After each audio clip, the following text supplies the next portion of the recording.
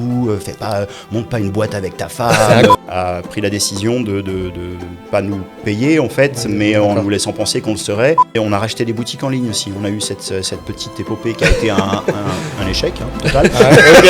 C'est un autre métier, gérer un lieu de réception. Tu connais bien, c'est pas wedding planner. Quoi, le red flag ou genre ça, par exemple, ça c'est impensable, tu peux pas rejoindre l'équipe. Ça peut paraître très fleur bleue comme ça, mais c'est une réalité. Le jour où on perd cette motivation, cette envie, j'arrête. Elle rêvait d'arriver sur la cérémonie sur la plage, sur le dos d'un âne. On se prend des vagues d'émotions, mais de malade quoi. En même temps, je regarde qui elle est, etc. Je vois qu'elle a 10 millions de followers sur Insta, je me dis ouais, peut-être un peu connue. La demande la plus forte, alors j'en ai une.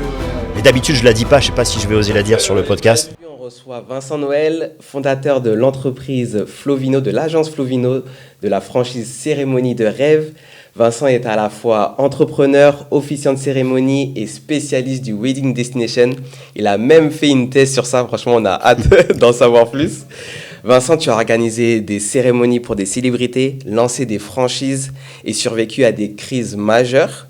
Est-ce qu'il y a eu un événement en particulier où tu t'es dit « là, je suis un entrepreneur accompli » ?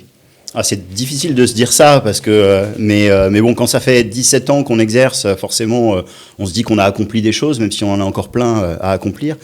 Donc on a passé le cap des 10 ans, le cap des 15 ans, mais je pense effectivement le lancement de la franchise d'officiant, c'est un concept qui est assez unique dans le monde spécifiquement, oui, de la des officiants de cérémonie. Et je pense que oui, c'est une fierté et c'est un succès. Est-ce que parce que tu dis que du coup c'est l'une des seules franchises au monde du coup ?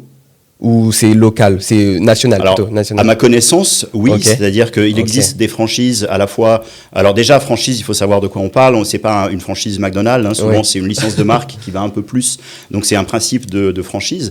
Il y a des réseaux de franchises qui intègrent des officiants, mais souvent qui sont liés à du wedding planning. Nous, on a vraiment deux systèmes de franchises différents avec deux marques différentes. On a effectivement une franchise de wedding planner avec la marque Noces de rêve, mais on a aussi une franchise d'officiant de cérémonie qui est uniquement dédiée aux officiants laïcs, et là c'est effectivement assez unique. En France et sans doute dans le monde, à vrai dire. D'accord, ok. Bon, en tout cas, franchement, hâte d'en savoir plus, hâte de savoir comment tu as eu cette idée-là justement de lancer, le courage de lancer cette franchise d'officiant de cérémonie. Et pour mieux comprendre comment tu as fait pour en arriver là, est-ce que tu peux nous dire en 2-3 mots ton parcours scolaire, professionnel, comment tu as fait pour en arriver là ? Ok, on recommence dès la scolarité au tout début. Ok. J'ai eu ma première dent à 3 ans. J'ai parlé à 1 an, et à 1 an, j'ai dit, premier mot, je voudrais être officiant de cérémonie. Incroyable. Voilà, non, je plaisante. Non, je suis un profil de reconversion, effectivement, comme tu peux le voir, j'ai un peu de poils blancs, donc j'ai un peu vécu, donc je me suis lancé sur le tard. J'ai eu une première partie de ma vie où au départ j'étais ingénieur, formation ingénieur. J'ai travaillé d'ailleurs pendant 10 ans comme ingénieur. Et au bout de 10 ans, j'ai eu envie de faire autre chose. J'ai eu envie de vivre une expérience entrepreneuriale avec Florence, mon épouse, avec qui j'ai fondé l'agence Flovino. Okay. Et au départ, l'idée, c'était de créer une agence événementielle. Alors, ni elle ni moi ne venions du monde de l'événementiel. Mais on s'est dit qu'on avait des compétences pour ça. Alors, on est aussi mariés, on s'était mariés. Moi, j'avais eu beaucoup de plaisir. C'est le fait de se marier qui vous a donné l'idée quand même. Alors, l'idée en tout cas. Le fait d'organiser son propre mariage et de prendre beaucoup de plaisir à le faire, ça a été un élément déclencheur. Après, l'idée, c'était, on avait envie de se lancer dans une aventure entrepreneuriale ensemble, sachant qu'on avait des profils différents. Et on s'est dit, si on fait une agence événementielle, au départ, on avait un peu séparé les rôles, c'est-à-dire qu'il y avait la partie événementielle entreprise dont je m'occupais moi, parce que j'étais plus à l'aise avec ça, et puis l'événementiel pour les particuliers dont s'occupait Florence. En plus, je pense que vous aussi, vous travaillez avec votre conjointe, oui. Vous savez ce que c'est, et en fait, nous, quand on s'est lancé dans l'entrepreneuriat, tout le monde nous avait dit, mais t'es fou, monte pas une boîte avec ta femme. C'est incroyable comment tout le monde dit ça. Etc. Du coup, on faisait attention quand même, parce qu'on tenait quand même aussi à notre couple, et on s'est dit, on va justement bien séparer les rôles. Donc, à l'époque, on a créé l'agence Flovino en 2008, et il y avait Flovino Events d'un côté, dont je m'occupais, qui faisait que de l'événementiel entreprise, et Flovino Wedding, qui faisait que du mariage, dont s'occupait Florence. Puis après, on s'est mis à travailler un peu l'un pour l'autre. C'est-à-dire que moi, sur mes événements entreprises, Florence est venue m'aider. Elle, sur ses mariages, elle a eu besoin d'aide pour porter des cartons. Et puis, à un moment, pour répondre à une demande assez nouvelle, puisque assez rapidement, dès 2009, on a commencé à avoir des demandes pour des cérémonies symboliques, donc qui n'avaient pas de valeur juridique ni religieuse. Et c'était le tout début, 2009. En fait, il y avait pas vraiment d'officiants. Oui, ça n'existait pas en France, ça existait peut-être aux États-Unis déjà. Oui, et encore, en vrai, c'est pas le même concept. Souvent, on dit ça vient des États-Unis, mais surtout dans la forme. Mais en fait, la cérémonie laïque, je pense qu'il y a un concept très franco-français de la cérémonie laïque, c'est-à-dire que il y a des cérémonies effectivement aux États-Unis, mais c'est souvent des pasteurs. En vrai, c'est religieux. Et puis, on a un vrai savoir-faire français, je pense, autour de ça, qui s'est construit dans ces années-là avec le temps. Et en fait, il n'y avait pas d'officiants, mais on avait de la demande. Et du coup, au début, on faisait travailler des acteurs. Donc, on allait chercher des comédiens qui savaient bien parler en public, mais ils n'écrivaient pas les cérémonies. Donc, on a commencé à écrire des cérémonies pour eux, à concevoir vraiment des cérémonies. Puis évidemment, au bout d'un moment, on m'a dit « Mais Vincent, toi, tu as l'habitude de parler en public, tout ça, tu n'as pas envie de faire ça ?» Je dis « Bah ok ». Et puis j'ai adoré. Et c'est comme ça, en fait, que je suis devenu D'accord. Ça, c'est en 2009, ça, du coup ? Ouais, c'est ça qu'on a fait les premières... Assez vite après votre lancement. Ouais, tout à fait. Et ce moment, justement, que tu disais de séparation entre le côté événementiel pour les entreprises et mariage, comment ça s'est passé exactement ? Parce que en off, tu nous disais que l'événementiel pour les entreprises, ça a bien marché, mais partie mariage, un peu moins. Du coup, t'expliquerais ça par rapport à quoi, du coup ? En fait, c'était surtout au début, dans le sens où moi, j'avais un réseau aussi, un peu dans le monde de l'entreprise. Ça faisait déjà 10 ans que je travaillais comme ingénieur, etc. Donc, donc assez rapidement, quand j'ai créé l'agence événementielle avec Florence, j'ai eu des demandes pour des business événementiels. On avait des partenariats, donc on organisait des séminaires, des team building, des conventions. On a eu tout un business avec le théâtre d'entreprise aussi à ce moment-là, où on montait des pièces de théâtre pour des entreprises, etc. La partie mariage, elle a mis juste un peu plus de temps à décoller, parce qu'en fait, c'était tout nouveau aussi. Et puis, entre le moment où tu vas déjà faire ta com, trouver tes premiers mariés qui se marient dans 1 an, etc., alors qu'en événementiel entreprise, ça a démarré direct, quoi, parce que, et en plus, on a de la récurrence de chiffre d'affaires, ce qu'on a très peu dans le monde du mariage. On est d'accord, quand ils sont mariés, ils se remarient pas. C'est fini.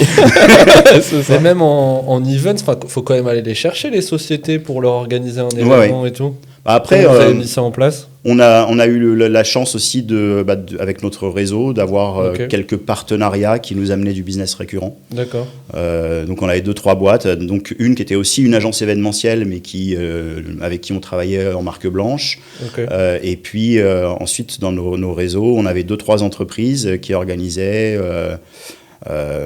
minimum 3-4 événements par an, plus la société dont je parlais avec le théâtre d'entreprise, où on a eu un moment où toutes les semaines, il fallait monter des pièces de théâtre, etc. Donc ça nous a mis dans une dynamique assez importante, quoi. Donc, du coup, durant cette période-là, est-ce qu'il y a eu, j'imagine, peut-être des premières petites galères, peut-être, parce que du coup, vous vous lanciez dans l'événementiel, du coup. Oui, bien sûr. C'était en fait le métier, du coup. Oui, on a découvert le métier. En fait, on a pris un risque aussi en sautant dans l'entrepreneuriat. C'était un risque calculé, quand même. On s'est dit, on va tenter un truc. Ça marche pas, au moins on aura tenté. Et puis finalement, 17 ans après, on est encore là. Donc on se dit qu'on a bien fait de le tenter, même si après, il y a eu des hauts et des bas, et c'est comme toute entreprise. Mais oui, les premières galères, on les a eues clairement, quoi, parce que le fameux partenaire dont je parlais, pour qui on organisait j'espère qu'il il se reconnaîtra, il est au courant du truc. Mais j'ai un peu perdu de vue depuis. Mais avec qui organisait notamment les pièces de théâtre, etc. À un moment, a eu des difficultés financières et a pris la décision de pas nous payer, en fait, mais en nous laissant penser qu'on le serait. Donc nous, on a engagé en fait beaucoup de frais pour des événements qu'il organisait, sur lesquels lui, il avait l'entrée d'argent de ses clients. Donc en fait, il nous a laissé une ardoise importante. Donc ça a été hyper dur financièrement. Mais j'ai envie de dire humainement, en fait. C'était plus ça, parce que c'était en plus de mon réseau, c'était une relation de relation, etc. Et en plus, c'est quelqu'un qui prenait des valeurs humaines. Et là, du coup, ça a été super difficile. Donc... parce que financièrement, c'était compliqué, et puis parce que il y avait une forme de trahison, donc ça a été compliqué. Après, ça nous a aussi donné la possibilité de rebondir et apporter des bénéfices indirects non prévus. Pour la petite anecdote, comme ils ne pouvaient plus nous payer et qu'on avait avancé des frais, ils nous devaient de l'argent, et comme ils ne pouvaient pas le rembourser, on a regardé en gros c'était quoi les leviers qu'on avait. Il se trouve qu'il avait un bureau à la Défense, qu'il n'utilisait plus, parce que comme il payait plus d'autres personnes, il était parti loin. Et du coup, moi, je l'ai réussi à entrer en contact avec lui. Je lui ai dit, écoute, ton bureau, tu t'en sers pas, nous, on va s'y installer, quoi. Ok. Et pas le choix. Okay. Du coup, on a été squatter son bureau et on a eu un bureau à la Défense, ce qui était vachement bien parce qu'on a pu avoir des parce qu'au départ on n'avait pas de bureau, on travaillait de chez nous, donc on pouvait pas faire grossir l'équipe. Donc là, on a pu avoir notre première stagiaire. En plus, on avait décroché des contrats avec les 4 temps, le centre commercial à la Défense. Donc du coup, on a développé une partie du business. Super. Et au final, c'était plutôt cool. Mais oui, on a eu des galères et des gros moments difficiles quand même, financiers et humains. Parce que là, on est à quelle année justement quand vous traversez ça 2010, 2011, quelque chose comme ça. Donc 2-3 ans après, on soit à l'ouverture du coup de l'agence. Ouais, tout à fait, oui. Et comment tu fais pour rebondir après ça du coup? Parce que comment tu te sens, tu sais, quand tu dis trahir financièrement, mais humainement parlant? Après, on est vachement plus vigilant, on fait attention. À l'époque, c'est vrai que on marchait beaucoup aussi sur la confiance. Et en fait, on était dans un mode, surtout en événementiel entreprise, où les clients nous payaient la totalité et on engageait les frais, ça passait. On se faisait pas payer que nos honoraires, on était un intermédiaire. Donc c'est pour ça que on s'est fait qu'on s'est fait avoir, parce que du coup on avait engagé des frais et que nous ça nous venait pas à l'idée de pas payer les prestataires. Donc on a payé en fait les traiteurs, toutes les prestations, sauf que derrière on n'a jamais eu l'argent qu'on aurait dû avoir normalement avant de le sortir. Donc on a été hyper plus vigilant par rapport à ça et puis voilà. Et après il y a eu le développement de l'activité mariage qui a commencé à prendre aussi de l'essor. D'accord. Et donc vous avez ralenti du coup la partie entreprise? Oui, un petit peu, parce que du coup on a perdu un client qui était important. Un gros client. Voilà, mais ça n'a pas été tellement. Ça a été assez compensé, notamment par l'organisation des premiers salons du mariage. On a eu toute une activité où on était organisateur de salons du mariage. Ok, d'accord. On en a fait pendant 9 ans en tout. Okay. Et en fait, au départ, moi, c'est un truc que je voulais faire dès le départ, parce qu'on avait 2 activités, l'événementiel entreprise, l'organisation de mariage. Et je m'étais dit, organiser un salon du mariage, c'est une super synergie entre les deux, parce qu'on organise un événement B2B pour les professionnels du mariage, mais c'est dans un secteur qu'on connaît. Finalement, les exposants qui vont être nos clients sont des partenaires qu'on va pouvoir faire travailler, etc. Oui. Donc du coup, on a lancé ça. En fait, à l'époque, il y avait des salons en banlieue. Il y avait 2 gros salons en plus de celui de Paris. Il y en avait un gros dans le nord de Paris et un gros dans le sud. Celui dans le sud, c'était à Savigny-sur-Orge. Il y avait une 60aine d'exposants. Ça faisait plus de 15 ans qu'ils faisaient le salon du mariage. Et il y avait un appel d'offres, en fait. C'était financé par aussi la mairie, etc. Donc on a remporté l'appel d'offres. Et ça a été des belles années, des beaux moments aussi, puisqu'on aime bien parler chiffres. À l'époque, je me souviens, c'était en gros un budget de 60 000 € qu'on avait pour organiser le salon, parce que en gros, il y avait 30 000 qu'on avait par la mairie, il y avait 30 000 qu'on récupérait en vendant les stands aux exposants, plus un peu parce qu'on faisait payer l'entrée. Et derrière, ça nous permettait d'organiser des beaux salons. On travaillait avec le comité Miss France pour organiser des défilés de mannequins, etc., et de robes de mariée, et tout ça. Donc il y a eu des belles années. Après, ça a été un peu plus compliqué parce que les budgets des mairies se sont réduits. Mais on a organisé donc le salon de Savigny-sur-Orge dans l'Essonne pendant 4 ou 5 ans. Et quand ça s'est arrêté, parce que changement de municipalité, on a été contacté par la ville d'Athis-Mons qui nous a demandé de monter un salon. Donc on a remonté un salon qu'on a fait aussi à Athis-Mons pendant 4 ou 5 ans. Et on a arrêté cette activité en 2019. Mais ça a été une activité qui nous a apporté, au-delà du chiffre d'affaires, un réseau. On a été connus aussi plus localement avec les prestataires. Forcément, tu rencontres du monde du coup sur ce genre de salon, vu que c'est vous qui l'organisez en plus. Exactement. Et puis c'était super sympa. On a passé des super bons moments. Parce que justement, tu disais ça, tu dis que c'était des bons moments. Est-ce que tu en as un en particulier peut-être qui te revient à l'esprit, que tu pourrais partager avec nous, qui t'a fait plaisir du coup pendant cette période-là? Oui, moi j'adore la scène et les spectacles, et en fait on montait vraiment des beaux spectacles entre guillemets quand on faisait les défilés de mannequins. On a organisé des super défilés où on avait un orchestre live sur scène, et moi comme je suis aussi chanteur, du coup des fois je chantais avec les groupes, etc. Donc j'ai passé des super bons moments rien que pour ça, quoi. Je vais boire un peu parce que sinon, carrément. Un peu, du coup, on est sur du cidre. Ouais, merci. Écoute, c'est quoi l'histoire du cidre, ton amour pour le cidre? Écoute, au début, je vais être honnête, j'avais envie de prendre une pression, et puis comme c'est le podcast sans pression, je me suis dit je peux pas. Donc je suis parti sur du cidre et du coup à la vôtre. À la tienne, carrément.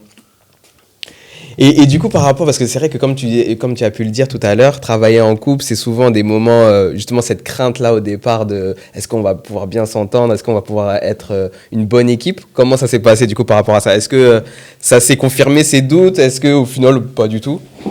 Oui, bien sûr. Je pense en vrai que c'est plutôt une force d'être à deux. Ouais.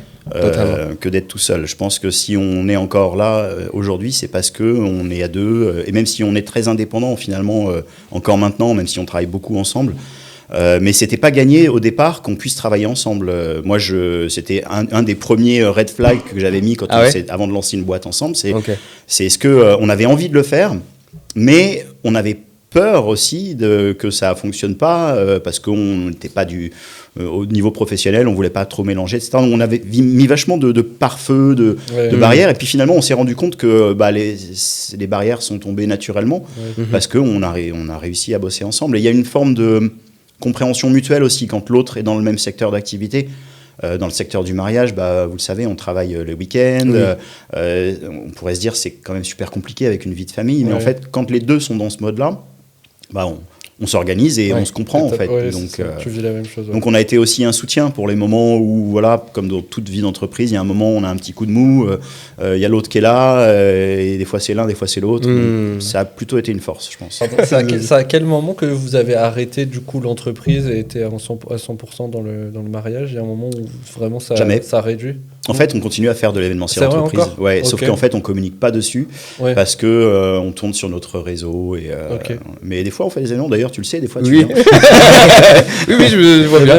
C'est le même réseau depuis des années. Ouais, il a évolué un petit peu, mais en fait, on fait zéro com sur l'événementiel B2B. Mais ça va peut-être changer. On va peut-être communiquer un peu plus sur ces. Et pourquoi cette volonté-là, justement, de pas forcément communiquer sur le B2B, du coup?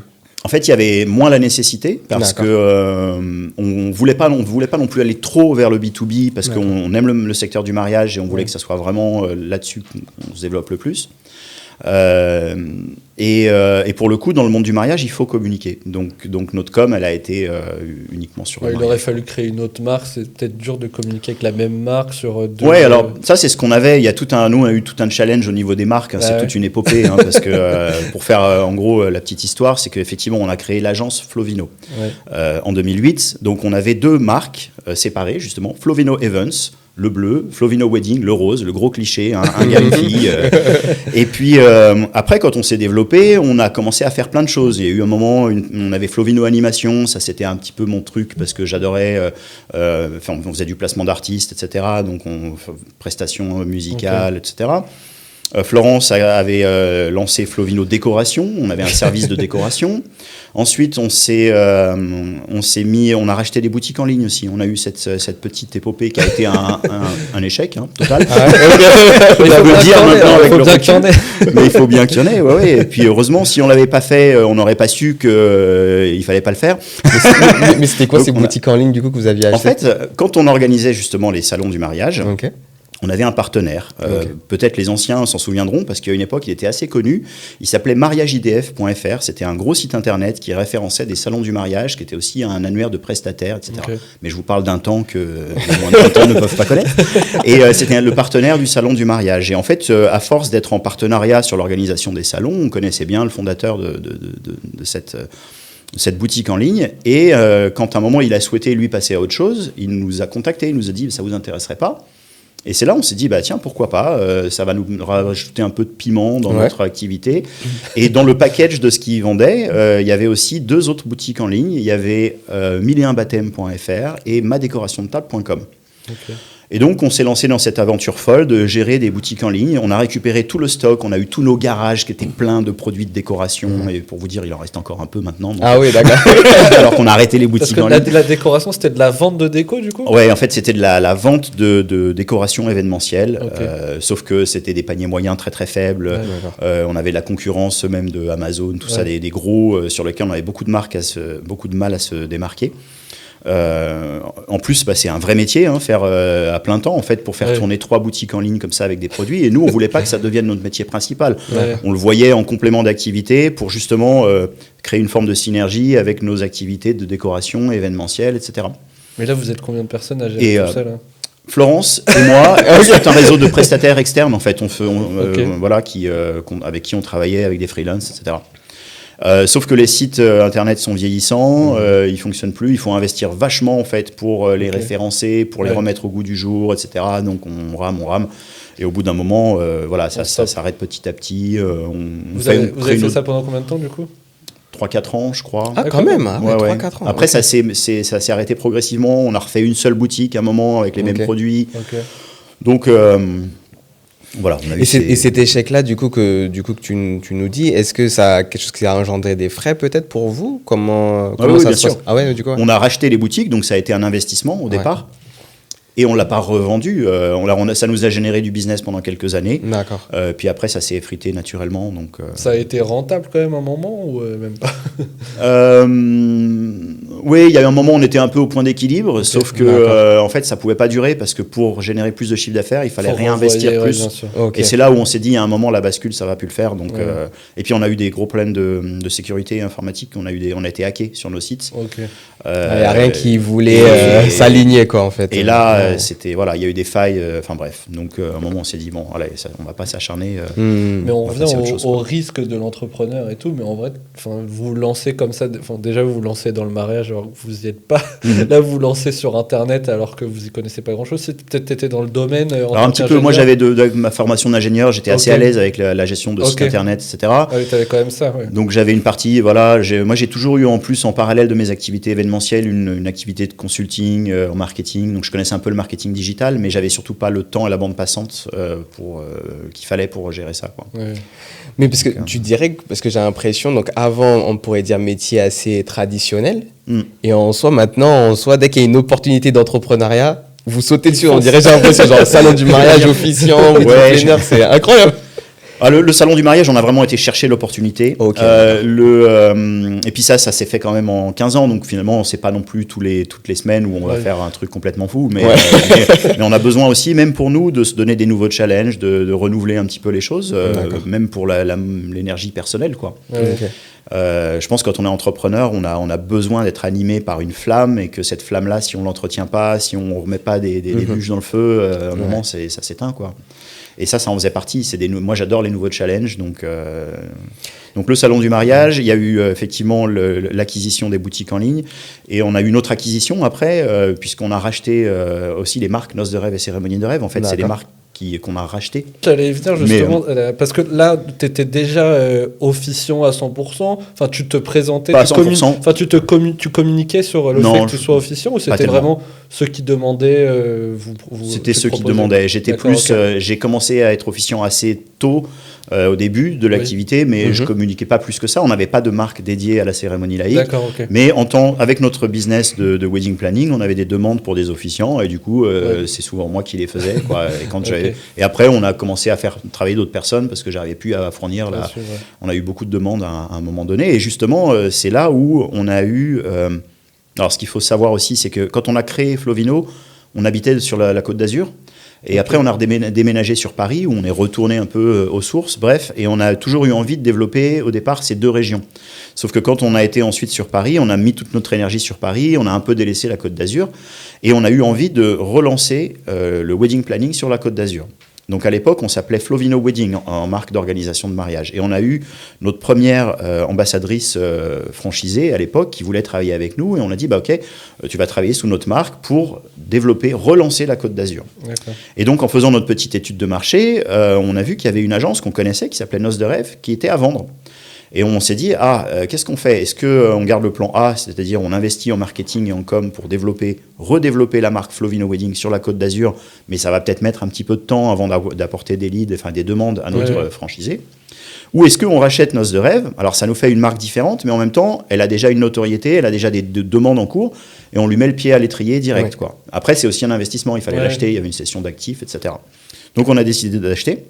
Juste pour savoir, du coup, une marque comme ça, on peut te demander combien ça coûte, du coup, combien ça vous a coûté à l'époque? Alors, c'est super difficile et subjectif à dire, ça dépend de plein de choses, mais tu peux le valoriser autour de 15 000, entre 15 000 et peut-être 30 000 euros. D'accord, comme ça. Mais ça se valorise à quoi? Au chiffre d'affaires que faisait l'agence? Ça dépend de la visibilité que tu as, du chiffre d'affaires que tu génères, de montrer en fait ta capacité à générer du lead avec ton site internet. En gros, tu fais une session d'actifs et tes actifs, ce sont un site internet, peut-être des réseaux sociaux, voilà, différents outils que tu peux mettre aussi à disposition. Et en plus, là, effectivement, il y avait une double acquisition de marques.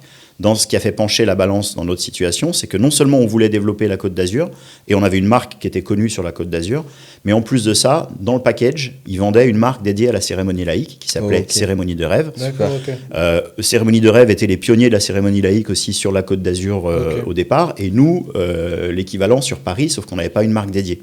Et on s'est dit, en fait, c'est super bien parce que non seulement on développe notre activité de wedding planning en région PACA, mais en plus de ça, on a une marque de cérémonie laïque et on peut enfin développer cette activité-là. Donc on a acheté les deux marques et c'est comme ça que c'est parti. Donc c'était déjà une grosse agence, c'était déjà quelque chose qui était bien en place. Alors grosse agence, dans le wedding planning, ça ne veut pas forcément dire grand-chose parce que c'est rarement... Je veux dire, pour qu'ils aient déjà un pôle officiant, etc., c'est qu'ils étaient déjà structurés, c'était pas ils étaient même profil que nous, c'était un couple. Voilà, du coup très sympa avec qui on travaillait. En fait, Elf était wedding planner. L'autre n'était pas officiant, mais je dis l'autre, mais juste je ne sais pas s'il a envie d'être mentionné. Hein, mais, mais par contre, il s'est beaucoup intéressé à la cérémonie laïque. Il a même écrit des livres là-dessus. Il a fait un annuaire dédié là-dessus, qui existe encore. Donc du coup, il y avait une vraie expertise aussi, et c'était des profils un peu comme nous, quoi. Et c'est comme ça que du coup que Noces de rêve et Cérémonie de rêve est arrivé à Paris aussi, du coup. Voilà. Alors ce qui s'est passé, c'est que là, vous voyez un peu le truc, c'est que on commençait à avoir beaucoup de marques. Il y avait l'agence Flovino, ensuite Flovino Events pour l'entreprise, Flovino Wedding pour l'organisation de mariage, animation. Décoration. À côté, moi je faisais un petit business de consulting aussi, donc on avait Flovino Consulting aussi qui était là. Les boutiques en ligne, qui ont existé mais qui ont disparu. Et puis là, on rajoutait une marque de wedding planning sur la Côte d'Azur qui s'appelait Noces de rêve. Et la marque de cérémonie laïque. Ça veut dire que quand on organisait des mariages à Paris ou partout ailleurs, on s'appelait Flovino Wedding. Et quand c'était sur la Côte d'Azur, on s'appelait Noces de rêve. Compliqué. Donc en gros, on avait plus de marques que de personnes dans l'équipe. Ça n'avait juste pas de sens. Et du coup, le Covid est arrivé. Avec ce calme imposé. Donc ça a été super compliqué à ce moment-là. Mais les vertus du Covid, c'est qu'on a pris le temps de se poser un peu, de sortir le nez, relever la tête du guidon et de se dire, OK, on a tout remis à plat. Flovino Animation, on arrête. Flovino Décoration, on arrête. Flovino Wedding, Noces de rêve, on fusionne. Tout le B2B, en gros, on va garder la marque Flovino, etc. Donc on a refocalisé nos activités. Et à la sortie du Covid, en gros, on avait Noces de rêve en wedding planning, donc Noces de rêve by Flovino, Cérémonie de rêve pour la cérémonie. Et Flovino est resté le nom de l'agence et nous servait à faire les activités B2B sur lesquelles on ne communiquait pas tout le temps. C'est pour ça qu'on a 3 sites internet, mais que le site Flovino n'y allait pas. Il est en train d'être fait parce qu'il est en jachère depuis quelques temps, quoi. Mais ça va changer sur cette fin d'année. Mais parce que donc, tu dirais qu'au final, le fait d'avoir simplifié du coup, votre business, ça a été bénéfique, j'imagine. Oui, absolument. Après Covid, comment vous l'avez vécu, cette simplification-là de marque? Alors, super bien. Et là, on a ressenti comme un manque, forcément. Alors, on s'est dit, on va rajouter un truc, puisqu'on en a supprimé. Donc, c'est là où on a eu l'opportunité. Vous avez supprimé animation et décoration, mais vous avez arrêté aussi les activités. Vous faites plus de déco, tout à fait. On a continué à faire un peu d'animation avec le réseau, mais sans communiquer dessus. Et puis justement, j'y viens, c'est-à-dire que comme on avait simplifié les choses, il fallait les recomplexifier. Donc on a eu l'opportunité de gérer un lieu de réception pendant 3 ans, le Moulin de Dampierre. Donc on a été contacté pour aller gérer ce lieu. Et pendant donc, le Covid, ça, à suite du Covid ouais, c'est ça. Ça a été 2022, 2023, 2024. Donc c'était effectivement après cette simplification du Covid. Mais qui est-ce qui aime entre vous deux autant complexifier les choses comme ça? Parce que c'est ça, c'est blanc. Forcément, il y en a un qui doit subir ça, non? Je pense que j'aime bien complexifier, mais j'aime bien en vrai simplifier et les rendre simples. En vrai, je pense que il y a une vraie logique derrière. Je vois.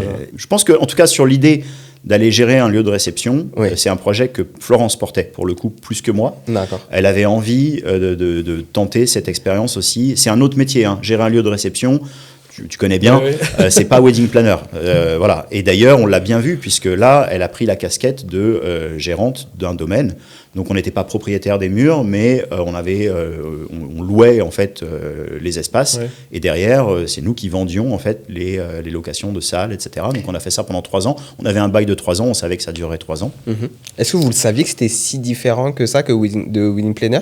Parce que souvent, c'est ce qu'on se dit en tant que prestataire. On se dit, si j'ai un lieu de réception, ça va être trop simple. C'est juste à mettre mes prestations ou mes prestations dedans. Et qu'au final, c'est pas si simple que... Voilà, que c'est ça, que c'est la belle vie. Mais au final, c'est pas si simple que ça. En fait. Ouais, t'as complètement raison. En fait, on le savait comme ça, mais on n'avait pas réalisé à quel point c'était le cas. C'est-à-dire qu'en fait, c'était juste pas du tout les mêmes clients entre Noces de Rêve et le Moulin de Dampierre. En gros, les clients qui venaient au Moulin de Dampierre, ils voulaient un lieu de réception. Alors nous, en tant que wedding planner, évidemment, on fournissait des packages avec des prestataires parce qu'on pouvait packager des choses, mais on n'était pas du tout dans l'organisation du mariage. Et en plus de ça, côté Noces de Rêve, on est monté progressivement en gamme d'année en année, donc on n'était plus du tout sur le même standing en fait.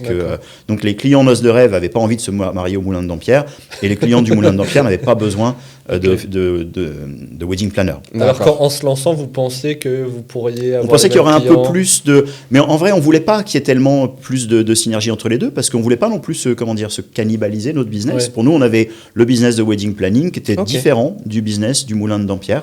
Le Moulin de Dampierre, donc ça s'est arrêté l'an dernier, mais ça a été une super expérience aussi. On a eu, grâce à ça, nos bureaux là-bas, donc avec nos réunions équipes, puisqu'on avait développé la franchise entre-temps, etc., dont je parlais sans doute tout à l'heure, mais donc c'était hyper complémentaire, quoi. Et puis la partie décoration, pour répondre à ce que tu disais tout à l'heure, on l'avait pas arrêté, on l'avait arrêté, mais on l'avait, comme on avait encore le stock, le truc, sur le lieu du moulin, et ben on fournissait le service déco, quoi. Si jamais tu as besoin, je peux fournir la déco. L'animation également. Mais là, c'était différent parce qu'on était sur place, on avait le matériel sur place, alors que la déco qu'on faisait avant, où il fallait se déplacer avec les prestations, où à la fin, tu sais jamais, est-ce que j'attends la fin du mariage à 5h du matin pour ramener ta déco, etc., ou est-ce que je reviens le lendemain quand t'es loin, enfin, c'était bien quand on était plus jeune, mais à la fin on n'en pouvait plus de ça. Est-ce que tu peux partager l'expérience sur le lieu justement et casser un peu les codes en nous disant vraiment qu'est-ce que c'est les galères d'avoir un lieu, qu'est-ce qui vous a surpris sur la gestion du lieu? Alors je sais pas si je serais le meilleur vraiment là-dessus, parce que pour le coup on s'était vraiment séparé les rôles, et c'était vraiment la partie de Florence de gérer le lieu de réception. Donc elle en a plein des histoires et elle pourra mieux en parler que moi des galères, donc je préfère pas trop aller sur ce terrain-là. Après je pense que les galères, c'est plus des galères qui nous incombaient pas directement nous, mais qui indirectement nous impactaient, qui était l'entretien du lieu, quoi. C'est-à-dire que si tu as un lieu que tu n'entretiens pas régulièrement, ça va vite. Au bout d'un moment, tu le payes. Voilà. Et donc, il y a des trucs qui s'écroulent, il y a des trucs qui sont plus safe, il y a des trucs qui sont plus... donc voilà, j'en dirai pas plus. Mais Je vois le truc. Et donc là, tu nous disais que ça y est, votre franchise était déjà développée à ce moment-là. Est-ce que tu peux nous raconter comment ça a commencé, l'idée? Qu'est-ce qu'il y a eu comme déclic pour... En fait, on n'a jamais eu envie au départ de lancer une grosse franchise, etc. Mais on a eu envie de se développer. Et en 2015, quand on a racheté donc Noces de Rêve, on a eu notre première ambassadrice wedding planner qui a travaillé donc sous notre marque, qu'on a formée, accompagnée pour développer la Côte d'Azur. Après, sur ce modèle-là, les choses on n'a pas communiqué dessus en fait, mais les choses se sont faites naturellement. On a eu des appels du pied, etc. Du coup, on a ouvert la Normandie. Du coup, on s'est développé comme ça, petitement, mais sûrement, sur la partie wedding planning. C'était une façon pour nous de s'étendre géographiquement, et voilà. Et puis là où il y a vraiment eu un changement au niveau du réseau de franchise, ça a été sur Cérémonie de Rêve, quand on a décidé finalement de transposer ce qu'on faisait chez les wedding planners chez les officiants de cérémonie. Et là, en fait, le vrai déclic, il a été 2022. C'est en 2022 où, officiellement, j'ai fait rentrer d'abord 5 officiants d'un coup sur le principe d'une franchise. Donc, c'est-à-dire que je les ai formés, accompagnés, mais des profils très différents, justement, des wedding planners, des personnes qui sont que officiantes, qui font ça en complément d'activité.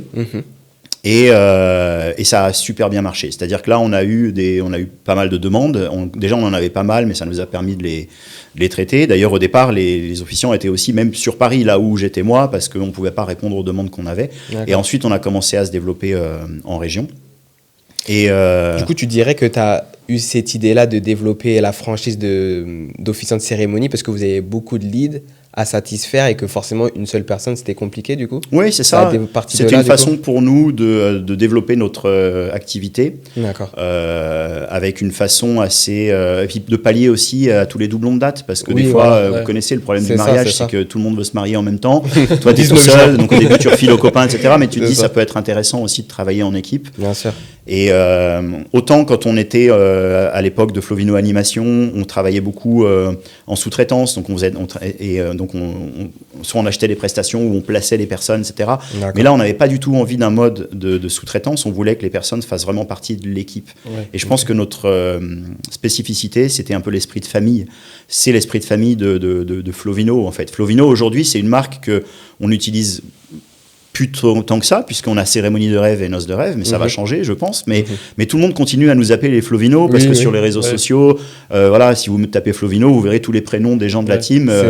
Et en fait, on n'est pas une franchise, comment dire, où on veut avoir des clones, que tout le monde soit pareil. On a des process équivalents, on a des outils, on partage plein de choses, mais chacun, surtout chez les officiants, a aussi justement son style et la liberté de l'exprimer comme il le veut en cohérence avec la marque, quoi. C'est ça qui doit marcher, je pense, du coup, parce que forcément, il doit avoir des profils qui doivent être plus adaptés à tel type de marié et du coup, forcément, tu trouves du coup forcément ton goût à ça, quoi. C'est ça. Dans notre équipe, vous voyez, vous verrez, sinon sur les réseaux, on a effectivement tout type d'officiants. Chacun a un peu ses spécificités et c'est ça la force aussi. Du coup, ces personnes-là, c'est des personnes que tu as formées, qui étaient déjà officiantes et oui, c'est des personnes que j'ai formées. Toutes les personnes qui sont formées en interne ou certaines personnes qui sont formées. Ils n'étaient pas officiants avant Non. Ok. Il y a des personnes qui, parce que comme j'interviens aussi dans des écoles de formation, métier du mariage, pour notamment le FMM, etc., il y a des personnes parfois qui ont fait la formation et qui après m'ont contacté pour rejoindre l'équipe, donc qui avaient déjà une formation mais qui n'avaient pas encore exercé vraiment comme officiant. Mais en général, les personnes viennent parce que elles sont intéressées par le métier et on va les former, on va les accompagner. Et là, l'équipe va a priori doubler d'ici la fin d'année parce qu'il y a une nouvelle cohorte qui va arriver avec un accompagnement encore différent. Où là, en plus d'accompagner sur le métier d'officiant, je vais également accompagner sur le métier d'entrepreneur. Donc, on aura aussi des modules pour apprendre, gérer tous les aspects liés aussi à la com, au marketing, etc. Même si elle est déjà pas mal cadrée et bordée par la marque, mais on va encore plus loin dans l'accompagnement, quoi. Tu sais, souvent, il y a cette crainte-là quand on veut commencer à lancer une franchise. Tu me dis si tu l'as eu peut-être au départ, mais c'est que forcément, donc, tu laisses ton nom à une personne, tu vois, qui va représenter ta marque. Et est-ce qu'il n'y a pas eu cette crainte que cette personne-là peut-être salisse le nom de ta marque, la réputation que tu as pu prendre le temps de créer, du coup, comment tu as géré ça? Bien sûr, disons que ça a été une crainte sur le principe, mais dans la pratique, j'avais pas de crainte quand j'ai fait rentrer les personnes dans l'équipe parce que j'étais assez sûr de moi sur les profils. On a fait une vraie sélection, quoi. C'est-à-dire que voilà. C'est quoi les critères justement? C'est quoi le process que tu mets en place, le test pour savoir si c'est la bonne personne? Voilà, sans rentrer trop dans les détails, pour moi, il y a 3 compétences déjà de base. C'est savoir écrire ou être à l'aise avec l'écriture, savoir parler en public, donc être à l'aise avec la prise de parole en public.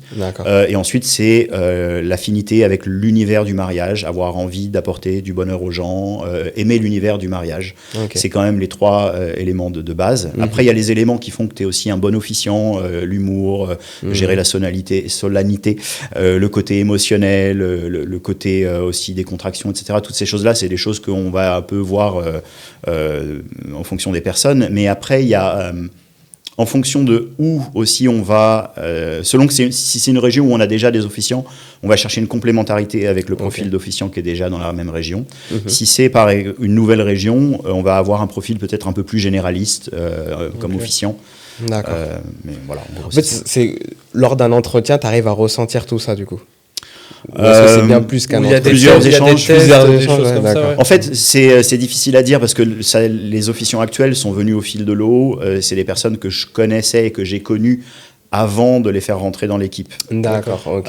Par contre, là, tout ce que je suis en train de mettre en place et qui est en train de changer dans les prochaines semaines, prochains mois, ça va être, on va avoir beaucoup plus de personnes et là, on va devoir effectivement faire un peu plus de recrutement. Est-ce que tu as déjà échangé avec une personne et au final, ça l'a pas fait? Bien sûr, oui.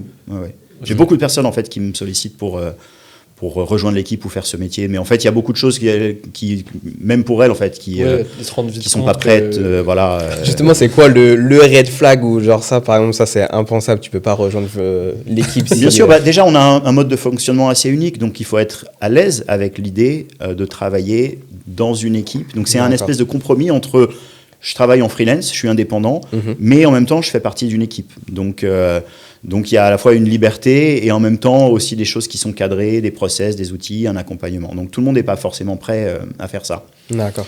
Dans les choses qui changent aussi, c'est que parfois on a des personnes qui veulent travailler avec nous un peu en mode sous-traitance, c'est-à-dire ouais, moi j'ai déjà fait des cérémonies. C'est pour ça que je cherche pas toujours quelqu'un qui est déjà en place comme officiant et qui veut des dates, quoi. Oui, en fait, voilà. Donc oui, évidemment, quand tu rejoins le réseau, tu as des dates et on t'aide. Mais en fait, on va aussi t'apprendre à aller chercher ton business et on va travailler ensemble.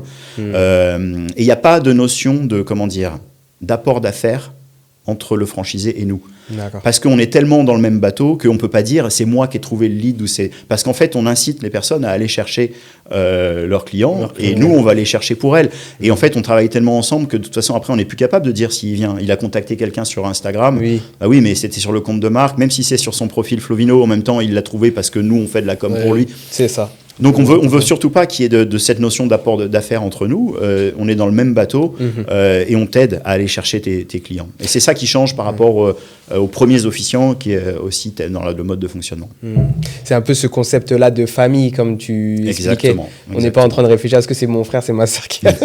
Tant que la famille mange, c'est bon, quoi, en gros. C'est ça l'idée. Est-ce que du coup, ça reste un modèle franchise? Tu parlais de McDo tout au début, mais est-ce qu'il y a En vrai, c'est pas le bon terme, franchise. Oui, c'est ça. Parce qu'il n'y a pas ce système de redevance, parce que là tu parlais de freelance, comment ça... Si, bien sûr. En fait, les composantes d'une franchise, il y a une licence de marque, c'est-à-dire un droit d'utiliser une marque.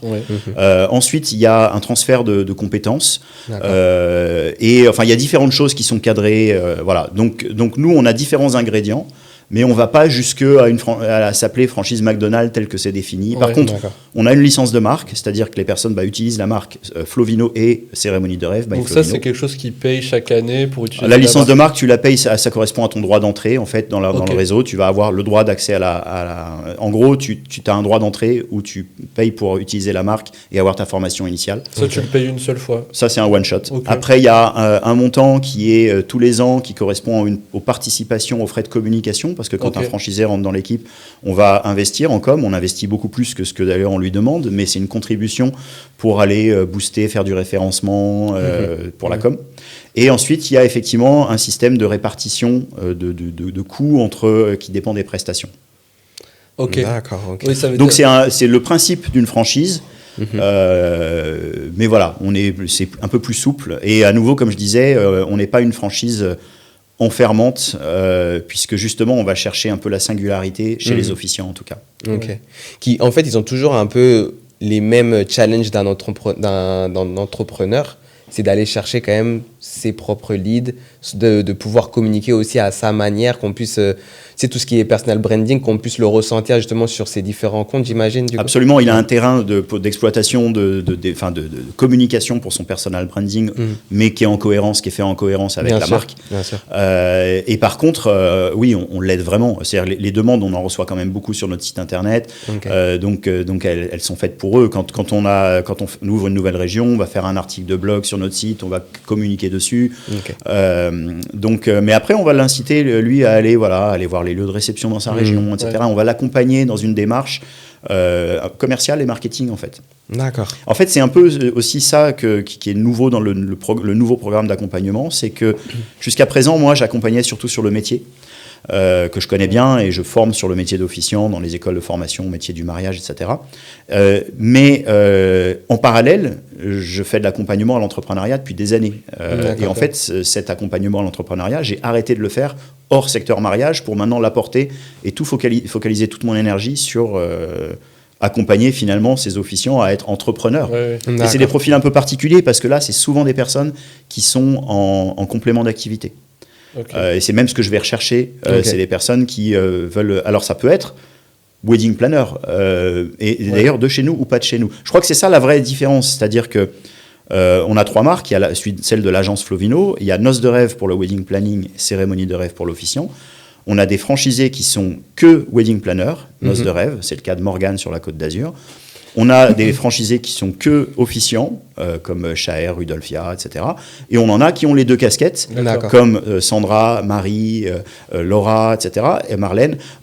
Et on a aussi des personnes qui sont franchisés cérémonie de rêve, mais qui sont wedding planner ailleurs ou qui ont un autre métier dans le milieu du mariage ailleurs. Ok, d'accord. C'est le cas de Nico et Aude en région toulousaine, c'est le cas par exemple de Vince, de Monsieur Croque Madame, qui est aussi DJ, etc., et qui est franchisé cérémonie de rêve pour être officiant avec nous. Donc c'est assez... c'est aussi ce qui nous différencie, c'est parce que justement, les marques Noces de rêve et cérémonie de rêve sont très décorrélées en vérité, quoi. D'accord. Et par rapport à la formation d'entrepreneur là, que tu souhaites proposer davantage, tu dirais que tu la proposes par rapport à quoi? Est-ce que tu as remarqué peut-être un manque chez certains entrepreneurs du mariage et que tu aimerais combler, du coup, j'imagine? En fait, je pense qu'il y a aujourd'hui, on peut se former pour devenir officiant, et il y a des très bonnes écoles, dont j'interviens dedans d'ailleurs, comme le FMM. Mais par contre, après, les personnes sont laissées livrer à elles-mêmes, c'est normal, voilà, pour lancer leur activité. Et en fait, le vrai truc, c'est qu'il suffit pas d'être formé et puis de savoir comment faire. Après, il faut tenir. Et en fait, nous, on a vécu plein de choses, on a beaucoup à transmettre en termes de comment faire pour aller trouver des clients, pour s'améliorer, rester dans une dynamique aussi. Parce qu'en vrai, wedding planner comme officiant de cérémonie, on est souvent seul. Et l'avantage, là, c'est que tu es dans une dynamique de groupe. Donc tout ce qui fait que les officiants ou les wedding planners arrêtent généralement, c'est aussi parce qu'à un moment, on se retrouve tout seul. Voilà. Et donc, moi, ce que je propose, c'est d'accompagner non seulement former les personnes, mais surtout après les aider à en vivre. Oui, c'est ça, parce qu'aujourd'hui, ils le font parallèlement à leur activité principale, tu disais. Alors les wedding planners, non. L'idée, c'est que les wedding planners en vivent, et les officiants qu'on a le font souvent en complément d'activité. Après, on peut vivre du métier d'officiant, mais c'est quand même... En vrai, il n'y en a pas tant que ça. Il faut faire un nombre de... Après, c'est un calcul rapide. Tu regardes le prix de ta prestation, tu vois combien il faut que tu en fasses dans l'année. Après, ça dépend de combien tu as besoin. Mais moi, je préfère le positionner aujourd'hui sur la partie officiant comme un complément d'activité. Pour avoir un bon complément, même sur une activité autre, qui fonctionne bien, parce que souvent les personnes ont des jobs salariés, ils ne travaillent pas le week-end, du coup tu peux avoir des prestats le week-end, et l'avantage de la franchise, c'est que justement tu es aidé, tu n'as pas besoin de te faire ton site internet, etc., tout ça on gère, et on permet à quelqu'un d'avoir un complément d'activité qui non seulement lui rapporte de l'argent, mais lui apporte du sens, parce que je pense que c'est un métier qu'on fait avec le cœur. Oui, je vois. Ça fait partie justement, tu sais, on parle un peu des why, tu sais, des pourquoi on fait une certaine activité. Tu dirais que c'est par rapport à quoi, toi, du coup? C'est quoi ton pourquoi, du coup? Mais c'est hyper important, t'as raison. Nous, c'est clair. Alors, tu vois, je vais te dire un truc. Quand on a fêté nos 10 ans, par exemple, de Flovino, je me souviens que peu de temps avant, on a une amie qui m'avait dit « C'est génial parce que vous réalisez votre rêve, en parlant de Florence et moi, en réalisant ceux des autres. » Et ça a fait un vrai déclic là-dedans. Je dis, mais t'as raison, mais c'est exactement ça. Nous, on fait ce métier parce qu'on veut réaliser les rêves des mariés qui veulent se marier. Et d'ailleurs, le choix de Noces de rêve et cérémonie de rêve, même si on les a rachetés, ces marques, pour nous, ça a vachement de sens. Et parce qu'on se lève vraiment le matin pour apporter du bonheur aux personnes. Et ça peut paraître très fleur bleue comme ça, mais c'est une réalité. Le jour où on perd cette motivation, cette envie, j'arrête. Je le dis et je le redis, moi, j'adore officier. Si j'ai plus ce truc-là, j'arrête. Et en fait, ce côté, le why, c'est exactement ça. C'est réaliser les rêves. Les rêves des mariés, mais c'est aussi réaliser nos rêves en tant qu'entrepreneurs. de vivre de ce métier passion, et c'est aussi réaliser les rêves des futurs ambassadeurs et ambassadrices franchisés, parce qu'on leur permet d'exercer un métier qui pour nous est un métier de rêve, tout en les accompagnant. Donc le why, c'est clairement ça. Tu ne te vois pas du tout, du coup, avoir 20, 30 franchisés et ne plus faire de cérémonie toi-même? Pour l'instant, non. Mais je dis pas, peut-être qu'à un moment, je lèverai le pied ou je pourrai plus, mais je pense que j'aurais toujours envie d'en garder quand même un tout petit peu. Par contre, j'ai la vraie volonté de réduire le nombre de cérémonies que je fais pour et voilà. Mais t'en fais combien du coup là en moyenne? Peut-être entre 20 et 30, quelque chose comme ça, mais je voudrais vraiment en faire moins. Et pourquoi du coup tu voudrais en faire moins du coup Parce que j'ai envie de passer plus de temps dans l'accompagnement des officiants, et j'ai envie qu'eux en fassent plus. D'accord. Et j'ai envie qu'eux prennent une part plus forte aussi dans le fait d'aller chercher leurs clients, parce qu'en fait il y a un truc très personnel, c'est-à-dire que moi, comme je fais un peu leur commercial, comme j'ai échangé aussi avec les couples, en fait ils veulent que ce soit moi. C'est ça. c'est ça. Et je pense que c'est pour ça que c'est difficile du coup de baisser le nombre. C'est pour ça que j'incite aujourd'hui la nouvelle équipe qui va arriver bientôt, et quand le podcast sera diffusé, peut-être qu'il y en aura déjà pas mal qui auront le pied à l'étrier, mais ils vont vraiment avoir ce rôle-là, et moi je vais être plus à mettre mon énergie pour eux, avec eux, pour que moi je fasse moins de cérémonies, mais que eux en fassent plus. Est-ce qu'il y a peut-être une prestation que tu gardes en mémoire, que vraiment justement ça t'a rempli de satisfaction d'avoir fait cette cérémonie? Tu sais qu'elle a rempli ton why, tu vois. Ah mais tellement je sais même pas à quoi dire. En fait, je pense que quand on officie, quand on a créé une cérémonie, accompagné un couple, on se prend des vagues d'émotions, mais de malade, quoi, comme rarement je peux avoir ailleurs. En fait, j'ai plein d'idées qui me viennent, mais je sais pas trop si j'ai envie de dévoiler des choses un peu intimes du coup. Mais ça, on va dire que ça va être des moments très émouvants. Typiquement, sans rentrer trop dans les détails, des personnes, je me souviens d'une cérémonie en Grèce, dans un cadre magnifique, un couple recomposé avec un enfant qui était donc le fils de la mariée, qui est hypersensible, 15 ans, qui a envie, pendant la cérémonie, de faire la surprise, de dire à son beau-père, donc le nouveau, qui n'est pas son papa, mais le nouveau mari de sa maman, à quel point il l'aime en fait. Et il a envie de dire ça, mais tu sais que pour lui, ça va être impossible. Du coup, tu vas tout faire pour qu'il puisse avoir ce moment pour lui. Et à un moment, et tu sais que ça va être émouvant, tu sais que toi-même, tu vas t'en prendre plein aussi dans le niveau émotion, qu'il va falloir que tu gardes le truc. Et donc, j'amène la cérémonie, etc. Et donc, je le regarde du coin de l'œil et je lui dis, maintenant, c'est ton moment. Ça va être ton moment, etc. Je lui dis pas comme ça, je l'amène bien pour qu'il soit à l'aise, etc. Et là, je vois qu'il arrive et qu'il commence à pas pouvoir parler, etc. Du coup, je dis, écoute, tu sais quoi, on va faire passer la personne le discours suivant, etc. Comme ça, toi, en gros, il va rebaisser un peu son taux de stress, il va repasser après. Et ensuite, dès que du coup, il revient à la fois d'après. Donc tout ça, ça met une espèce de pression pour lui, mais pour les gens aussi qui savent très bien que pour lui, c'est un truc surhumain. Et là, il commence à le faire. Et alors là, mais tout le monde pleure. Tout le monde, rien que d'y repenser là, voilà, parce que il va toucher tout le monde avec ses mots. Il a surpassé quelque chose, et le fait simplement d'avoir contribué à ça, d'avoir apporté ces moments d'émotion. Et là encore, je parle d'un moment, c'est pas moi qui l'ai provoqué ce moment, mais moi j'ai été un peu le catalyseur de ça, quoi. Bien sûr.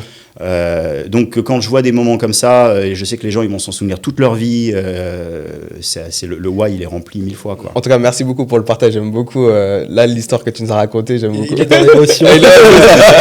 J'aime beaucoup. Là, ça me fait penser. Tu sais, tu as parlé que du coup le mariage il s'est passé en Grèce. Du coup, vous faites pas uniquement des mariages en Île-de-France, en France, du coup, c'est... C'est vrai que j'en ai pas parlé, mais on fait beaucoup de destination wedding. Donc, destination wedding, c'est quand il y a mariage plus voyage. C'est quand les invités se déplacent pour aller sur le lieu du mariage. Et effectivement, on a développé une vraie expertise là-dessus. D'abord parce que moi, j'ai eu mon passé d'avant, enfin, je parle couramment anglais, j'ai eu beaucoup d'expérience à l'international, et j'avais envie de redévelopper ça dans mon activité parce que j'avais moins cette activité-là. Et donc, on a lancé lancé effectivement une stratégie de destination wedding. Donc j'ai beaucoup creusé le sujet. J'ai effectivement rédigé une thèse dans le cadre d'HEC parce qu'à côté de ça, j'avais fait un executive master pour HEC en marketing et j'avais utilisé ça pour vraiment creuser ça. À l'issue de ça, j'ai d'ailleurs donné des formations destination wedding pour l'école de formation au métier du mariage. Et puis on a commencé à faire des événements, typiquement le Destination Wedding Planner Congress qui a eu lieu en Italie à Florence, où on a commencé, alors là c'est des événements très haut de gamme, donc on a creusé un réseau autour de ça et on a commencé à avoir des demandes, notamment pour la Grèce. Et c'est moi qui ai organisé les premiers mariages en Grèce. Après, ça a été rapidement Sandra, notre franchisée de Paris et de Grèce, du coup, qui a, et pas que la Grèce d'ailleurs, qui a repris le flambeau. Mais au départ, c'était vraiment l'idée de lancer quelque chose. Et aujourd'hui, par exemple, la destination Grèce, on en fait à peu près une dizaine par an. Une dizaine par an sur la centaine, on fait à peu près 100 événements par saison.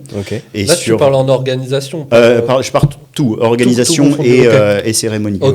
Mais on a à chaque fois à peu près une vingtaine de destination wedding, donc soit de cérémonie, mais c'est souvent de l'organisation aussi. Et du coup, ça veut dire que c'est des Français qui vont se marier là-bas ou c'est même des gens de d'autres pays? Oui, alors on le fait dans les deux sens, mais là, donc ce sont souvent effectivement des Français qui vont se marier à l'étranger. Donc là, on a beaucoup la destination Grèce, mais on fait New York, on a Punta Cana, on a fait Bali, l'île Maurice, on a fait la Laponie, on a différentes destinations comme ça. Et là, c'est souvent des Français, effectivement. On le fait dans l'autre sens. Et là, effectivement, on a beaucoup d'Américains, d'Anglo-Saxons, d'Asiatiques qui viennent se marier à Paris. La Laponie, ça a dû être incroyable. Ah ouais, génial. C'est pas moi qui étais, mais... ça avait l'air cool. Ça devait être bien. J'ai bien regretté de ne pas le faire. Et tu dirais, par rapport à cette thèse que tu as faite par rapport à la Wedding Destination, tu dirais, ça serait quoi un peu les clés pour réussir à développer, justement, comme vous avez pu le faire, ça, du coup? Oui, il y a plein de choses. S'il y avait 2-3 tips que tu pourrais partager, peut-être. Oui, je dirais bien connaître sa destination. Ça peut paraître évident, hein, mais on peut très bien fonctionner en disant où vous voulez aller, je vous organise en fonction. Mais par contre, moi, je pense que ça vaut le coup stratégiquement de bien creuser certaines destinations, mais vraiment connaître, y aller, faire des repérages avant, être capable d'en parler, etc. Il y a tout un pan qu'on ne voit pas en wedding planning classique qui est la reconnaissance légale du mariage. C'est-à-dire qu'on a par exemple beaucoup de Français, quand ils se marient en Grèce, leur volonté c'est ensuite d'avoir un mariage qui soit reconnu. C'est pas simple à faire, il y a des process, etc. Donc ça c'est un truc qu'on ne voit pas en organisation classique, donc c'est un truc à bien creuser. En fonction des pays, c'est hyper compliqué. Le faire dans l'autre sens, c'est hyper compliqué, encore plus compliqué en fait. Un Américain, lui, il a l'habitude de ça. Quand il veut se marier en France, il pense qu'il va avoir un mariage reconnu aux États-Unis. Je connais le process, je peux vous dire que c'est possible, mais alors les conditions sont tellement complexes et tellement contraignantes pour lui que je préfère lui dire, écoutez, faites un petit mariage en petit comité chez vous aux États-Unis et venez faire une cérémonie laïque en France. Et ça marche bien, on le vend bien comme ça. Mais pour répondre donc ça, c'est des points importants et spécifiques au Destination Wedding. Le troisième que je pourrais dire comme ça, c'est la gestion des aspects logistiques, puisque c'est mariage plus voyage. Mais en tant que wedding planner, par exemple, on n'a pas, ou elopement planner, etc. Enfin, en tout cas, on n'est pas agent de voyage, donc on ne peut pas faire du booking. Par contre, on peut faire des recommandations sur la partie transport. Voilà, et c'est un élément qui est important pour le couple, donc on peut faire des choses pour ça aussi. Et ça s'est bien passé du coup, le premier mariage à l'étranger? Alors là où j'ai eu, pour parler des challenges, le premier que j'ai fait en Crète, en Grèce, c'était en Crète, j'ai eu, je peux partager un peu les galères que j'ai eues. J'ai eu une mariée. Si elle se reconnaît, j'espère qu'elle ne verra pas le podcast. Je l'ai signé assez tôt. J'avais beaucoup de temps avant d'organiser le mariage. Et j'étais, pour le coup, à la fois officiant et organisateur du mariage. Sauf que sur place, je me faisais assister du coup, par un wedding planner local à l'époque. Et du coup, ce qui me permettait d'avoir les deux casquettes. Et en fait, la mariée, dans son rêve de mariage, elle rêvait d'arriver sur la cérémonie sur la plage, sur le dos d'un âne. Ce qui, pour le marié, ne le faisait en fait pas tellement rêver. Lui, il voulait pas sortir l'âne pour l'arrivée sur la cérémonie, mais elle, c'était son kiff. Et en fait, pas de problème. Moi, je suis plus d'1 an à l'avance. Je contacte mon prestataire local. Je lui dis, en fait, il faudrait que tu nous trouves 2 ânes. Au début, il fallait 2 ânes. Il me dit, mais attends, mais nous, on n'a pas d'âne en Crète. Ils ont ça à Santorin et tout, mais nous, on n'a pas. Je dis, quand même, un âne. T'as 1 an. Écoute, tu vas trouver un âne. Bon, ok. Et d'ailleurs, c'était marrant parce que après, ça devenait même une joke parce qu'à chaque fois que je l'avais en ligne ou que je l'appelais, je dis alors c'est bon, t'as trouvé les ânes? Dire ah non, j'ai du mal à trouver. Ok, bon. Et je me souviens qu'on avait un contrat aussi de sous-traitance avec lui pour qu'il organise une partie des choses pour moi là-bas. Et lui, dans ses contrats types, il mettait, par exemple, il fournissait les témoins. Mais moi, j'avais pas besoin, les témoins, je les avais. Donc, j'avais rayé sur le contrat 2 witnesses. J'avais mis 2 donkeys, j'avais mis 2 ânes sur le contrat. Puis on avait rigolé avec ça, dire, ah, les témoins, ils s'habilleront en âne et tout. Enfin, bon, bref. Ouais. Donc, c'était un délire. Et puis, la date du mariage approche et il a toujours pas les ânes. Et là, je lui dis, il faut vraiment, là, ça va, c'est important pour la mariée, tu sais. Ouais. Et peu de temps avant, il me dit ça y est, j'ai trouvé, mais j'ai un âne. Je dis ok, génial, super. Marié aux anges et tout, super. Merci vraiment d'avoir trouvé l'âne et tout. Incroyable. Le jour du mariage, le matin, je reçois un SMS, j'étais au petit déjeuner de mon partenaire prestataire qui me dit on a un problème avec l'âne. Comment ça? Il dit il se lève pas. Je dis comment ça il se lève pas? Je dis, bah, je sais pas, tu lui mets une carotte, un truc. Je sais pas. Et donc il me dit mais non en fait l'âne là je sais pas il a dû se blesser dans la nuit, il n'arrive pas à se lever, il pourra pas supporter le poids de la mariée. Je dis mais attends tu rigoles ou quoi? C'est pas possible, c'est hyper important pour la mariée. Donc je dis écoute je vais aller voir, je veux voir l'âne, je veux voir le truc. Je vais lui parler. Je vais lui parler, je vais le motiver. Tu fais venir un vétérinaire, un truc, j'en sais rien, mais en même temps voilà. Donc je savais pas, mais genre t'imagines le jour de l'organisation d'un mariage, t'as que ça à faire d'aller voir un âne, quoi, tu vois. Mais c'était important pour la mariée, du coup ça l'était pour moi. J'ai pris un créneau, j'ai été voir l'âne. Et là, je vois un âne couché, comme ça, avec un monsieur en blouse blanche qui, sans doute, qui parlait grec, que je comprenais pas. Heureusement, mon prestataire était là. Il me dit, non, en fait, l'âne, visiblement, là, il a un problème aujourd'hui et il peut pas se lever, quoi. Oh là là. Bref, donc, du coup... dans la panique, je demande à Florence, qui était en France, tu peux pas essayer de trouver un âne? Mais je savais qu'elle n'en trouverait pas, parce que ça faisait déjà 6 mois que le prestataire local y cherchait. Mais trouve-moi au moins un plan B, parce que j'ai pas envie de dire à la mariée, écoute, j'ai pas de solution, je préfère lui dire, il n'y a pas d'âne, mais j'ai un truc super sympa. Ouais. Donc je lui dis, creuse un truc, peut-être un groupe de musique traditionnelle avec lequel elle va arriver. Je sais que c'est pas ce qu'elle veut, mais au moins, on va avoir anticipé les choses, quoi. Et là, dans la panique, je jonglais entre les groupes WhatsApp, etc. Et là, pour envoyer à Florence le truc, j'envoie la photo à Florence de l'âne en lui disant l'âne se lève pas. Et au moment où je fais scène, je fais merde, je l'ai envoyé à la mariée, quoi. Donc j'envoie le truc à la mariée et puis j'avais pas le plan B, quoi. Donc évidemment, elle m'appelle. Je dis écoute, voilà, je suis transparent avec toi. Je voulais t'avertir là. Je suis en train de chercher une alternative, mais on a effectivement un souci avec l'âne. Il se lève pas. Donc voilà, était évidemment hyper déçu, etc. Et finalement, on a trouvé une parade avec un groupe de musique, etc. Elle a fait une super arrivée, mais malgré tout, au fond d'elle, elle avait une petite frustration, donc ça a été une déception. Mais du coup, j'ai tiré les leçons de ce truc-là aussi, en me disant, qu'est-ce qu'on peut faire? En même temps, on peut pas faire des backups sur tout. Moi, j'ai fait confiance. La leçon à chaque fois, c'est zéro confiance, c'est-à-dire, mais est-ce que j'aurais dû aller vérifier que quand il m'a dit qu'il y avait un âne, qu'il était vraiment en forme et tout, parce que si ça se trouve, l'âne, en fait, il était déjà peut-être mal en point depuis quelques temps, tu vois. Donc, jusqu'où tu vas aller contrôler, etc. Donc, ça a plus... voilà, j'ai tiré les leçons que quand c'est quelque chose qui est vraiment important pour le marié, les mariés, il faut aller vraiment le back-upper en amont et pas faire confiance. Mieux vaut que tu t'en occupes toi-même, quoi, du coup. Je sais pas si j'aurais dû m'occuper moi-même, mais j'aurais peut-être dû, la veille, aller dire écoute, est-ce que t'es sûr c'est quoi d'où il vient cet âne, c'est quoi sa famille, donne-moi son livre. En même temps tu vois je dis ça, je pense que t'as les imprévus, l'événementiel. Quand tu fais appel à des animaux comme ça forcément l'âne il se lève pas mis à part lui donner une carotte c'est compliqué, quoi. C'est ça. Mais j'ai eu plein de trucs comme ça, on a eu plein de cas dans nos histoires les chevaux qui se battent aussi pour l'arrivée des mariés sur la calèche, on a eu ça aussi, tu vois. Donc là t'es content d'avoir un wedding planner en tant que marié, parce qu'en fait, eux, ils le voient pas, mais derrière, nous, on a pallié le truc. Les mariés pouvaient pas arriver en calèche. Du coup, il a fallu trouver une voiture pour aller les chercher, les ramener. On a eu plein d'histoires comme ça. C'est quoi la demande la plus folle que tu as pu avoir, justement, en tant que wedding planner ou officiant, du coup? La demande la plus folle. Demande un peu, d'habitude, je la dis pas. Je sais pas si je vais oser la dire. Vas-y, s'il te plaît. Non, parce que là, c'est qu'une demande. En fait, je l'ai pas fait. Parce que j'ai dit non.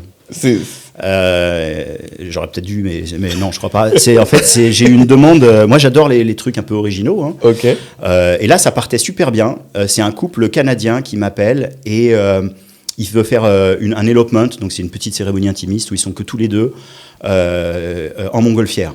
moi génial, j'adore le truc, super, je les appelle et tout, on fait le rendez-vous, ouais super, on définit la région, la montgolfière.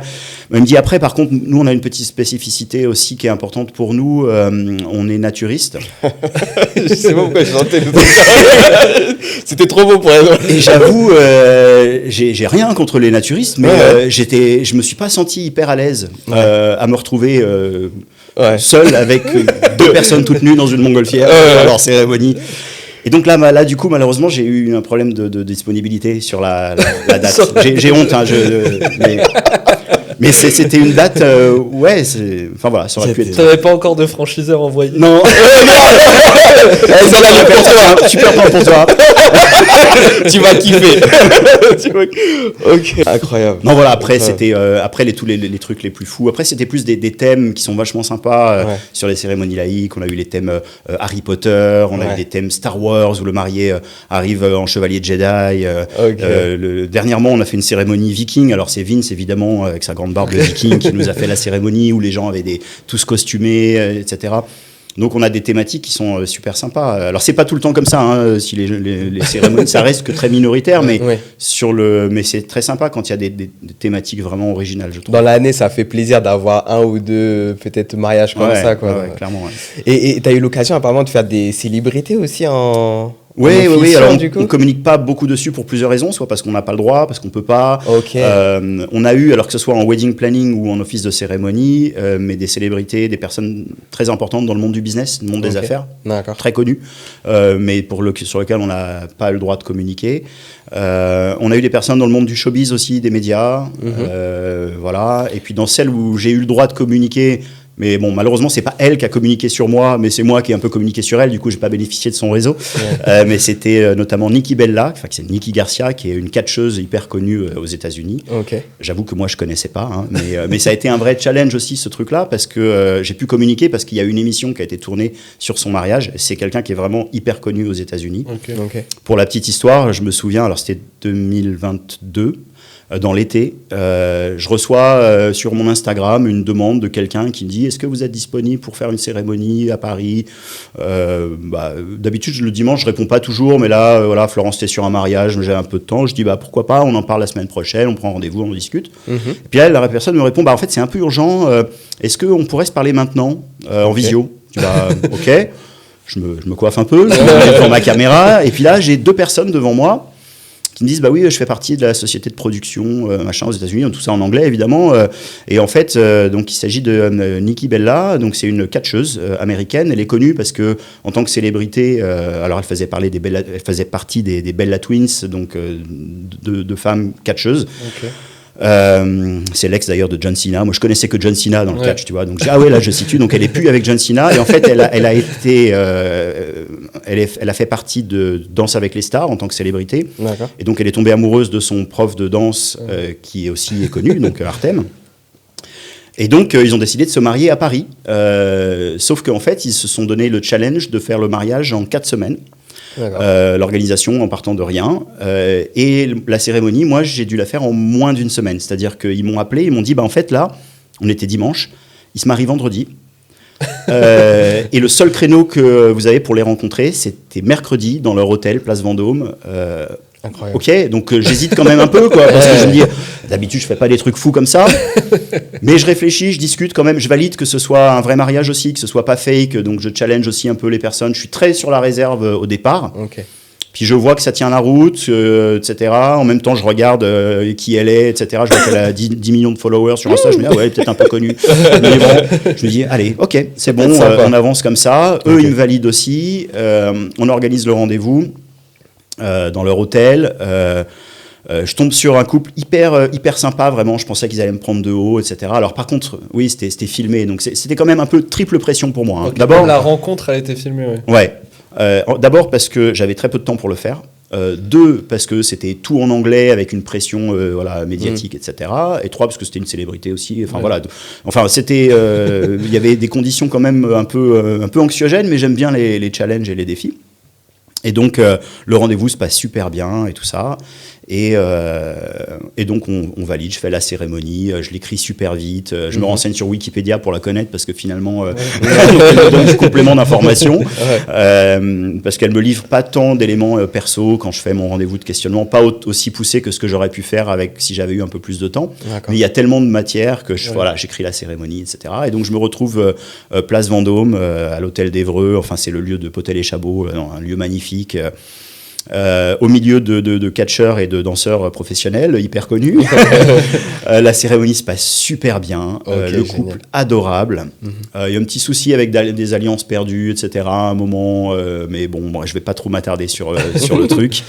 Ça a rajouté un peu de piment dans l'histoire. Et puis à la fin de la cérémonie, Artem vient me voir, il me dit est-ce que tu veux rester pour le cocktail?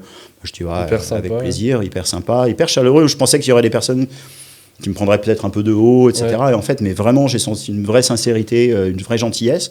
Après, ils m'ont dit, si tu veux rester pour dîner, j'ai dit, ok. C'était quand même Potel et Chabot. J'ai bien mangé, j'aime beaucoup manger. Donc, et puis à côté de ça, c'était quand même super sympa. Donc vraiment, j'ai passé un très très bon moment. C'était un très beau souvenir aussi, ce moment-là, quoi.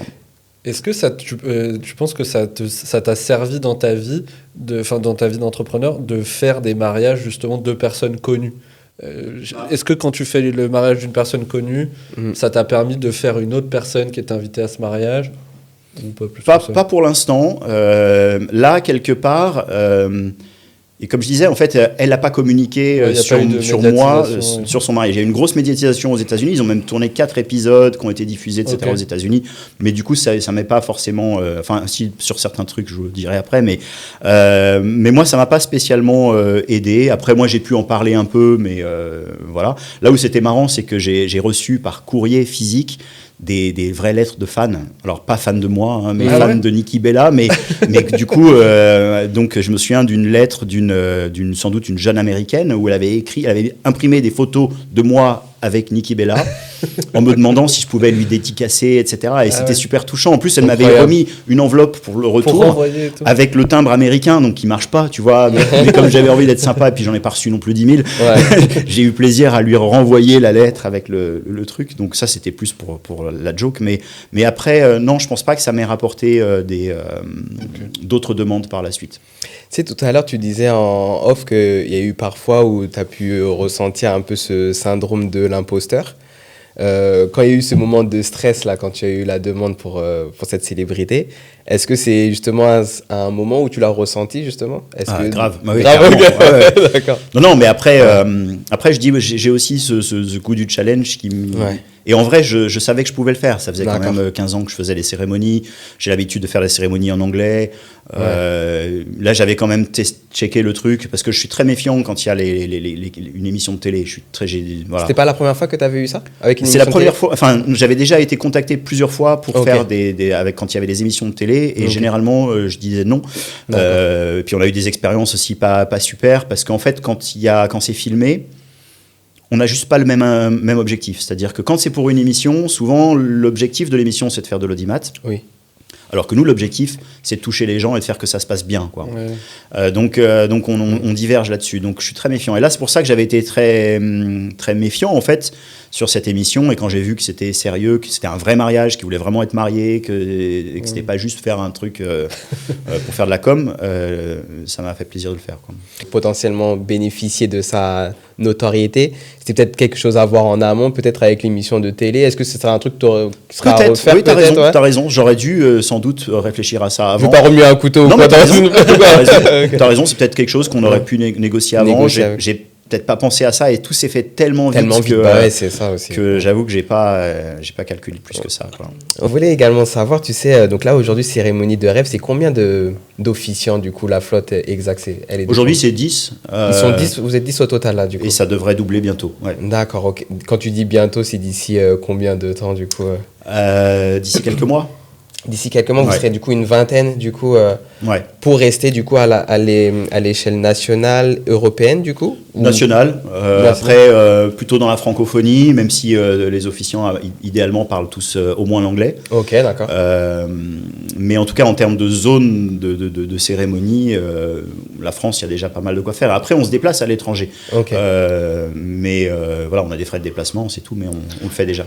Mais est-ce que tu recrutes du coup volontairement des gens dans différentes régions en France ou Exactement. Tout le monde est proche et ils se déplacent? Non, c'est ça justement. Là, c'est ce qui change, c'est que là, on commence à recruter dans des régions spécifiques, et sur des profils spécifiques aussi. Donc, en gros, les personnes qui sont à l'aise avec l'écriture, la prise de parole en public et l'univers du mariage, en gros, c'est mes 3. Et tu les trouves comment ces personnes du coup? Là, on va faire des ads sur les réseaux sociaux, entre autres. Ouais.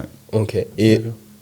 Et aujourd'hui, du coup, quels sont les critères? On en a déjà parlé un petit peu, mais est-ce que tu as des choses que tu as envie de retrouver spécifiquement chez ces 10 autres personnes que tu aimerais avoir dans ton équipe là, pour doubler ta flotte? Je pense que c'est la base, c'est vraiment ce que j'ai évoqué, c'est ces 3 compétences. Fais ton annonce de recrutement là. Après, c'est quoi les profils idéaux? Quelle région? Viking, pas viking? Les régions, c'est celles où on n'est pas, pour l'instant, principalement. Et puis, non, voilà, des personnes, le profil idéal, entre guillemets, c'est quelqu'un qui aurait envie, en complément de son job, de donner non seulement du sens à ce qu'il fait, et aussi un complément de revenus. Donc quelqu'un qui va être à l'aise avec l'idée de contribuer au bonheur des couples, d'écrire là-dessus, et puis de pouvoir prendre la parole dans le cadre d'une cérémonie. Voilà, après c'est quelqu'un aussi qui va avoir une personnalité, et après justement comme notre maître mot, c'est de ne pas avoir des clones. Après, ça va être beaucoup au feeling, quoi. D'accord, ok. Donc, et c'est sur quelle région que vous recherchez, du coup?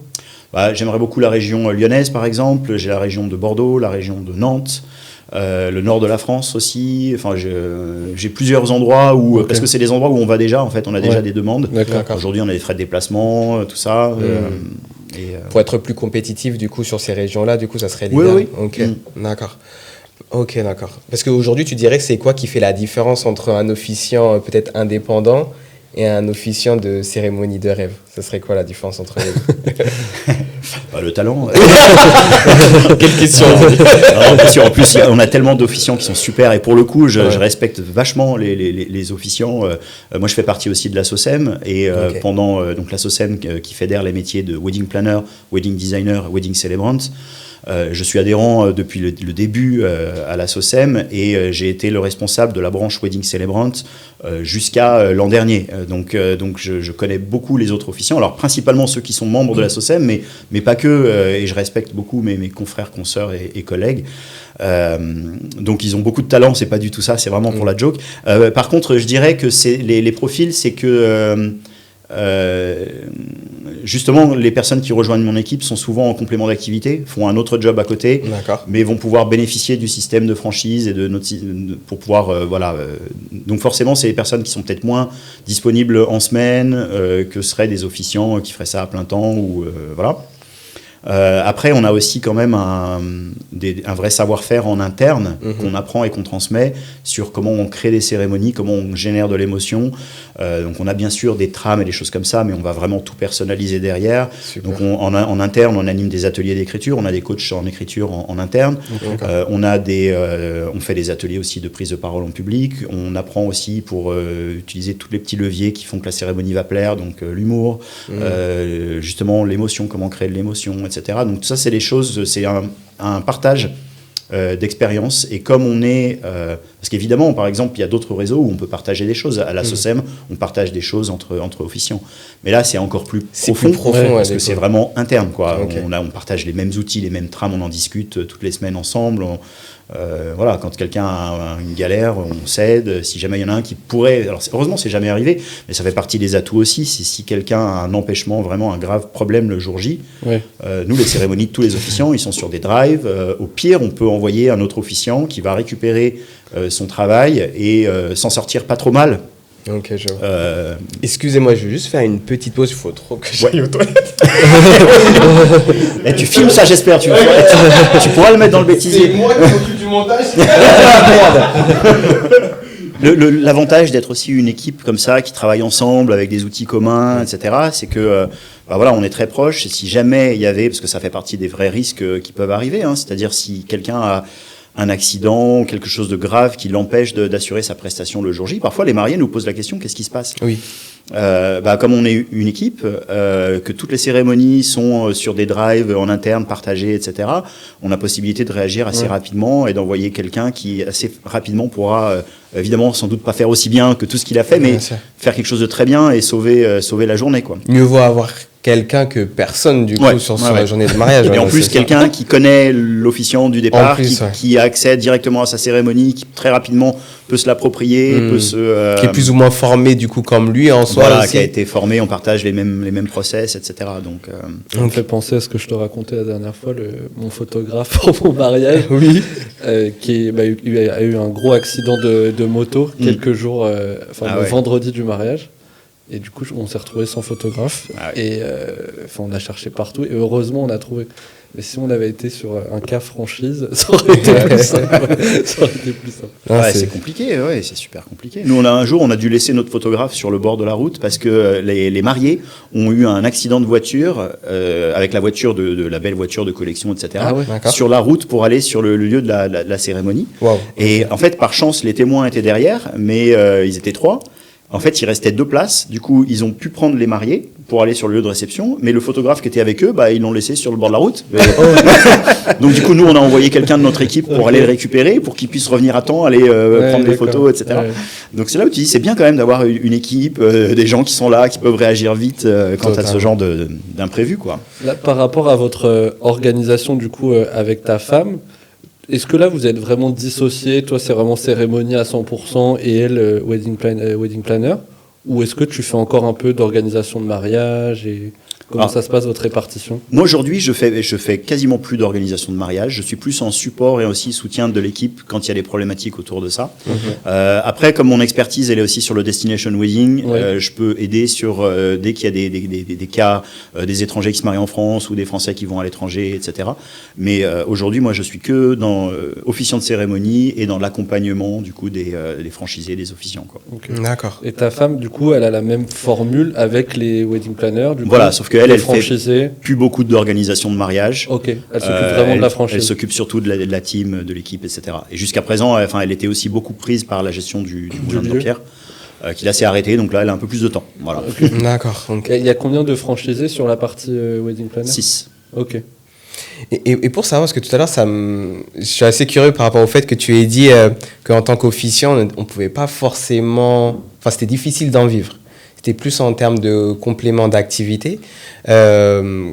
Tu dirais que pour pouvoir en vivre, bon, ça dépend forcément de tes charges que tu as, mais tu dirais qu'il faudrait faire à peu près combien de mariages par an, du coup, et combien ça se vend, et combien ça se vend, c'est ça exactement. En fait, tu vas regarder, tu peux faire un calcul assez rapide. Déjà, en vrai, en vivre, c'est très subjectif. Ça dépend de chacun. Tu as besoin de combien pour vivre? Totalement. Peut-être tu es en couple, tu as un conjoint ou une conjointe qui travaille, etc., en fonction de tes besoins. Mais en gros, une cérémonie, souvent, c'est entre 1500 et 2000 euros. D'accord. Pour la prestation de base. Donc, du coup, si tu as besoin de te payer, tu regardes de combien tu as besoin par mois tu vois combien de cérémonies tu peux faire, sachant qu'ensuite, tu as une structure, tu as des charges, suivant que tu es en micro-entreprise ou que tu es en société. Donc, tu as un petit calcul à faire. 2000 euros la cérémonie, du coup, c'est entre guillemets le prix classique, tu dirais, ou est-ce que déjà, là, on arrive déjà à un certain niveau alors, je ne voudrais pas dire de bêtises, il faudrait regarder parce qu'on a refait justement des statistiques là-dessus, notamment au niveau de la SOCEM. Mais je pense que on est peut-être sur la fourchette un peu haute en vrai. C'est vrai que moi je côtoie que des personnes qui sont parfois avec des prix même beaucoup plus importants. Mais en réalité, il y a une partie, je pense qu'on ne voit pas et je pense que. Qui est plus autour de 1000 euros peut-être. Qui est autour de peut-être 2000 euros. Voilà. Parce que quand tu disais formule classique, c'est quoi tu peux rajouter quoi en fait exactement dans une. Les options. Ouais, c'est quoi Option Anne. Exactement. Non, tu peux. Nous par exemple, on peut arriver à 2. La deuxième personne va fluidifier un peu le déroulement de la cérémonie, peut-être caler le cortège, faire un peu la coordination, distribuer les pétales à la sortie, aller chercher l'enfant qui va apporter les alliances pour le placer au bon moment, etc. Comme une sorte de coordination, mais voilà, une coordination de cérémonie. On peut avoir la sonorisation. Nous, on peut fournir aussi cette prestation, même si en général, on s'appuie quand même sur le DJ ou le sonorisateur, pour sonoriser les cérémonies. Après, on a des offres combinées où on fait aussi du wedding planning. On a des offres elopement aussi. Donc elopement, quand on va se marier à l'étranger ou que les étrangers viennent, on peut faire des combinés avec la cérémonie et puis quelques petites prestations aussi. Les elopements, ça représente une grosse part de votre activité, non, ou pas forcément. Non, on en fait un petit peu. On fait aussi des renouvellements de vœux, etc. Parfois sous forme elopement, tout ça. Mais pas tant que ça. J'aimerais bien en faire plus d'ailleurs, c'est sympa les elopements. C'est un format court. Ouais, c'est un format court. Alors c'est vrai que c'est moins personnalisé, il y a moins, du coup il y a pas d'invités, alors c'est quand même autre chose. D'accord. Mais après, en fait, les elopements, ils sont souvent à l'étranger. Et souvent, ce qui bloque, c'est les frais de déplacement. J'avais une super demande pour aller faire une cérémonie dans les fjords de Norvège, etc. Je partais avec un photographe, on a commencé à monter le truc. Donc c'est un super projet que j'adore, quoi. Et puis finalement, dès qu'on regarde le prix des billets, des machins... ça devient difficile, même si on fait un petit effort parce qu'on a envie de le faire. Voilà. Donc même pour le couple, ils sont moins prêts à mettre aussi une somme vraiment importante, mais on n'en fait pas tant que ça. Mais j'aimerais bien le développer un peu plus. Après, on a toutes les offres de coaching d'officiants, où on fait l'accompagnement des proches, en fait. Donc, quand les mariés font appel à des proches pour être officiants, et on va pouvoir coacher cette personne-là. Et ça marche bien ? Alors ça marche moyennement bien. Ouais. On a des demandes, elles ne convertissent pas toujours, mais on est en train de changer un peu toutes ces offres-là. Donc j'espère qu'elles vont se développer davantage. C'est quoi la partie que tu préfères le plus justement dans ton travail d'officiant du coup? Est-ce que c'est l'écriture? Est-ce que c'est le moment où tu vas énoncer peut-être les vœux, le speech? C'est quoi exactement tu as raison, c'est une bonne question. Et la réponse est différente selon les officiants, même de l'équipe. Hein. Moi, je suis plutôt dans la team qui aime la prestation. Moi, j'adore vivre le moment du jour J, j'adore ressentir ses émotions, plus que l'écriture. Même si j'ai beaucoup de plaisir aussi à passer du temps avec les mariés, à avoir un moment d'échange mais je suis vraiment sur la prestation scénique, entre guillemets, du jour J.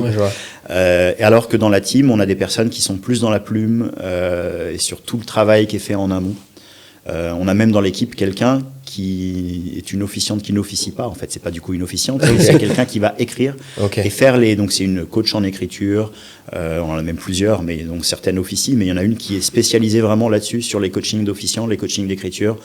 Donc elle est pas présente sur les cérémonies, mais elle fait tout le travail d'écriture ou d'aide même en interne. Elle va former aussi les personnes de la team là-dessus, quoi. C'est top, c'est en gros, de ce que je comprends bien, ce que tu aimes, c'est la connexion avec les gens, quoi, avec les invités, avec les mariés, le jour J, du coup, les émotions. C'est ça, ok.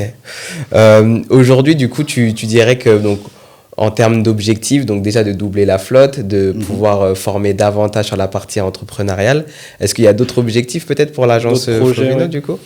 Du coup, on a un projet de revaloriser aussi la marque Flovino en tant que marque. D'accord, ok. Parce que ce qui est pas évident, c'est que comme j'expliquais, on a vraiment des marques qui sont très différentes. Noces de rêve, cérémonie de rêve. Donc, du coup, on a des franchisés qui, sur Instagram, s'appellent Sandra Flovino, Marie Flovino, etc., le nom de l'agence, mais qui sont Noces de rêve pour le wedding planning et cérémonie de rêve pour l'office de cérémonie. Du coup, ça peut faire un peu beaucoup et pas être simple. Du coup, on va refaire le site Flovino pour redonner en fait une cohérence à la marque Flovino en tant que telle. Et comment vous allez faire ça du coup Déjà, il y a techniquement une refonte du site avec un référencement accru, etc. Les marques Cérémonie de rêve et Noces de rêve sont déjà décorrélés et séparés, mais on va leur donner une vie différente aussi. Finalement, ils vont être positionnés un peu comme des produits, des marques de Flovino. Je ne vais pas rentrer trop dans les détails, mais il y a des choses qui sont tout simplement pas mais c'est juste parce qu'il y a des choses qui doivent être aussi affinées, qui vont s'affiner aussi en impliquant la team actuelle, donc ils vont évoluer, quoi. Mais la vision aujourd'hui, c'est ça. c'est de redonner un nom, d'utiliser Flovino. En fait, on a voulu s'en débarrasser de ce nom pourtant qu'on aime beaucoup. Hein. Mais tout le monde nous ramène à chaque fois à ça. Pourquoi Flovino, du coup, justement, c'est quoi? Bonne question, parce que tout le monde nous appelle Monsieur Flovino, Flovino, etc. Alors que c'est pas notre nom de famille, peut-être un scoop. Flovino n'est pas notre nom de famille. Flovino, c'est au départ, on n'avait pas cherché bien loin, on avait juste pris les premières syllabes de nos noms, c'était Florence et Vincent Noël. Donc c'était comme ça, Flovino, et on l'avait décliné. Ça marche bien. Mais c'est ça, sauf que ça n'évoque rien, tu vois, alors que cérémonie de rêve, noces de rêve, c'est effectivement une marque qui t'évoque le monde du mariage. Mais la spécificité de la marque Flovino, justement, elle est pour le coup vraiment à notre image. Elle a des valeurs un peu différentes parce que justement, elle fait pas que du mariage. L'événementiel entreprise, il est au travers de ça. Et en fait, dans notre ADN de Flovino, on a ce côté multi-expert, entre guillemets, c'est-à-dire qu'on a plusieurs casquettes. Ce qu'on veut surtout pas, c'est croire qu'on fait tout et n'importe quoi, mais on peut faire des choses très différentes qui sont orthogonales. C'est difficile à communiquer quand tu fais beaucoup de choses. Les gens ils peuvent s'y perdre. Mais on a cette capacité à faire des choses très différentes, puisqu'à côté de ça, on a des missions de consulting, on a une activité B2B, on a des choses comme ça, et ça fait partie des choses qui vont changer, puisqu'il y aura aussi une partie des missions Flovino qui sont hors mariage, qui va pouvoir se développer différemment dans le temps. Et du coup, ça, tu gères tout seul avec ta femme toujours, ou vous avez vraiment des employés en plus des... on a toujours deux salariés qui sont souvent des alternantes. D'accord. Et puis après, on a surtout un réseau de prestataires et de partenaires freelance, quoi. Et là, je me posais cette question-là au bout de 17 ans du coup, de carrière dans l'événementiel. Qu'est-ce qui fait qu'aujourd'hui tu restes toujours motivé? Parce que tu disais, voilà, si je perds la motivation, j'arrête. Ah ouais. Qu'est-ce qui fait c'est ça, c'est ce besoin de se renouveler. C'est un peu pour ça, en vrai, qu'on s'est lancé des défis et des challenges. Quand on a lancé les salons du mariage, ça a été un super gain en termes de motivation et d'énergie. Ouais. Quand on a racheté les boutiques en ligne, c'était un nouveau défi, ça nous a redonné un truc. C'est le fait d'avoir des défis qui changent tout le temps. C'est aussi pour ça. Le lieu de réception, j'imagine. Voilà, le lieu de réception, ça nous a apporté un nouveau souffle, etc. Ouais. Et on en a vraiment besoin. En plus, on est dans un milieu où je pense qu'on peut s'essouffler assez vite dans cet univers-là, et on en voit autour de nous, et même au niveau des prestataires. Moi, quand je vois des prestataires qui n'ont plus l'énergie, l'envie de faire ce qu'ils font, j'ai envie de leur dire, mais arrête, quoi. De toute façon, en général, on les fait plus bosser quand on les sent. mais c'est terrible, quoi. Enfin, il y a un cycle un peu qu'on voit, nous, en tant que wedding planner, on le voit vraiment chez les prestataires. C'est-à-dire, au départ, le prestataire qui se lance, il a une super motivation, mais il n'a pas là forcément la compétence, donc il y a un peu le défaut de jeunesse, entre guillemets. Il y a un moment où ils sont vraiment bons, parce qu'ils sont motivés, ils ont les compétences et tout. Et puis, des fois, il y en a qui... Ils ont été bons, ils se rendent pas compte qu'en fait, ils sont un peu blasés, un peu moins... voilà. Ils sont sur le déclin. Ils sont pas renouvelés. Ouais. Du coup, c'est... Et on n'a pas envie d'être comme ça. Voilà. Non. C'est pour ça qu'on essaie toujours de se dire, est-ce que là, on est vieux, là? Non, t'inquiète. Ça fait que 17 ans. Est-ce que tu dirais que ton équipe, du coup, a tête justement à rester toujours dans le temps, entre guillemets, toujours renouvelé, du coup Oui, bien sûr. C'est ça aussi. On a conscience qu'on prend de l'âge, de l'expertise et de la seniorité, mais on a plaisir justement à avoir des personnes jeunes et dynamiques et fraîches dans l'équipe. Et pas que d'ailleurs, c'est ça qui fait notre force, c'est-à-dire qu'on a aussi des personnes plus seniors que nous dans l'équipe, chez les officiants, notamment les officiantes. Et je pense qu'il y a un vrai apport mutuel entre ces profils-là, quoi. Chacun a ses points forts, évidemment. Voilà. Est-ce qu'il y a d'autres projets de développement, même dans le futur plus loin? Est-ce que la partie noces de rêve est aussi vouée à se développer en nombre de franchisés, etc.? Alors, on a plus de questionnements sur la partie wedding planning, donc je peux pas trop en parler là. Ce qui est clair, c'est que les gros changements, là, ils vont se faire sur la marque Cérémonie de rêve et sur le développement des officiants. Et ça d'ici la fin de l'année, du coup, 2025, du coup. Ouais. Ok.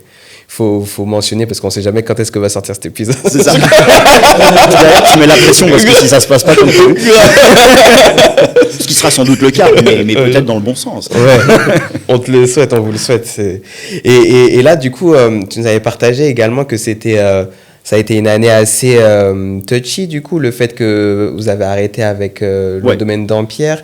Comment vous avez rebondi? Comment vous avez vécu ça? Oui, tout à fait. Je pense comme pas mal, en fait. C'est vraiment en discutant avec un peu les prestataires du mariage, on a l'impression que 2025 a été un peu compliqué. Je pense qu'il y a plein de raisons à ça. Nous, spécifiquement, autant on continue à avoir pas mal de demandes et faire des beaux mariages, etc. Mais nous, ce qui nous impacte de notre côté, c'est que effectivement, on a une perte de business puisqu'on a le business du moulin de Dampierre s'est arrêté. Et on savait que c'était 3 ans. Ce qu'on savait pas, c'est que le moulin serait à vendre. D'ailleurs, et là, il est sans doute encore. Et on n'a pas prévu de l'acheter, mais s'il y a des acquéreurs au moment où vous le podcast, voilà. En tout cas, on a plus ce business-là. Donc déjà, nous, ça nous fait une perte. Et pourquoi vous n'avez pas été sur ce projet justement d'acheter le lieu? D'abord, on n'a plus l'argent. On a tout dépensé dans d'autres projets perso. Dans des sites internet. Voilà. Non, mais des à titre personnel, quoi. Et puis, on a... c'est un budget qui dépasse ce qu'on serait prêt à mettre. On a eu, en fait, pour être totalement transparent, on a eu pendant quelques années un souhait d'investir. Donc, on avait effectivement des économies de côté pour pouvoir faire un investissement de ce type-là.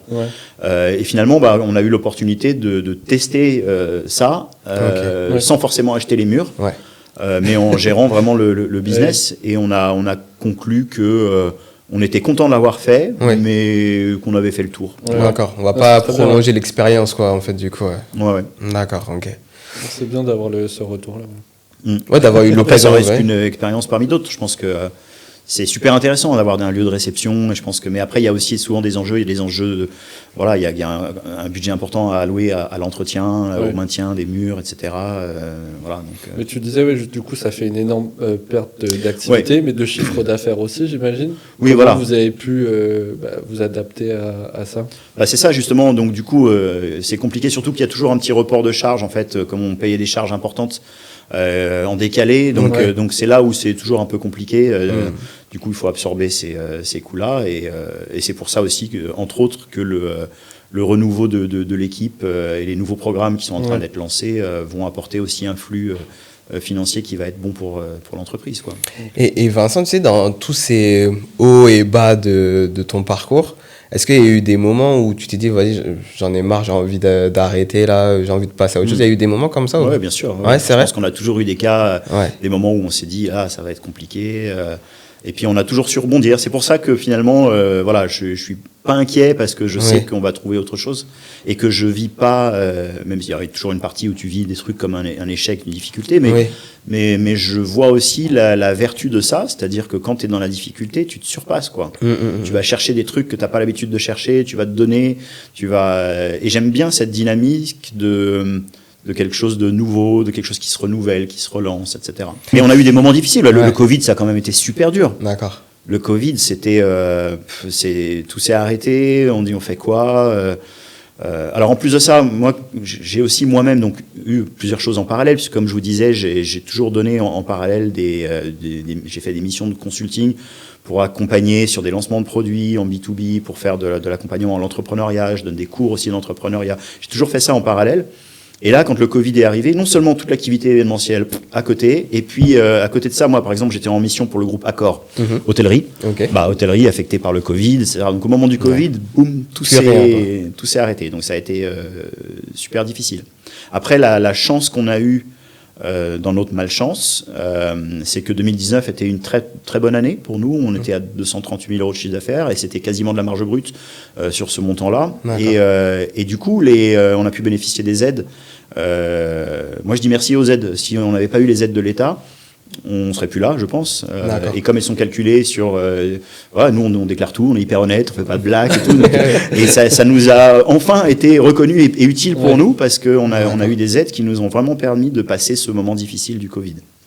Et là, du coup, tu partageais ton chiffre d'affaires. Maintenant, est-ce que vous avez réussi à rebondir après le Covid et à revenir à ce chiffre d'affaires Pas encore, pour être honnête. Mais j'y travaille.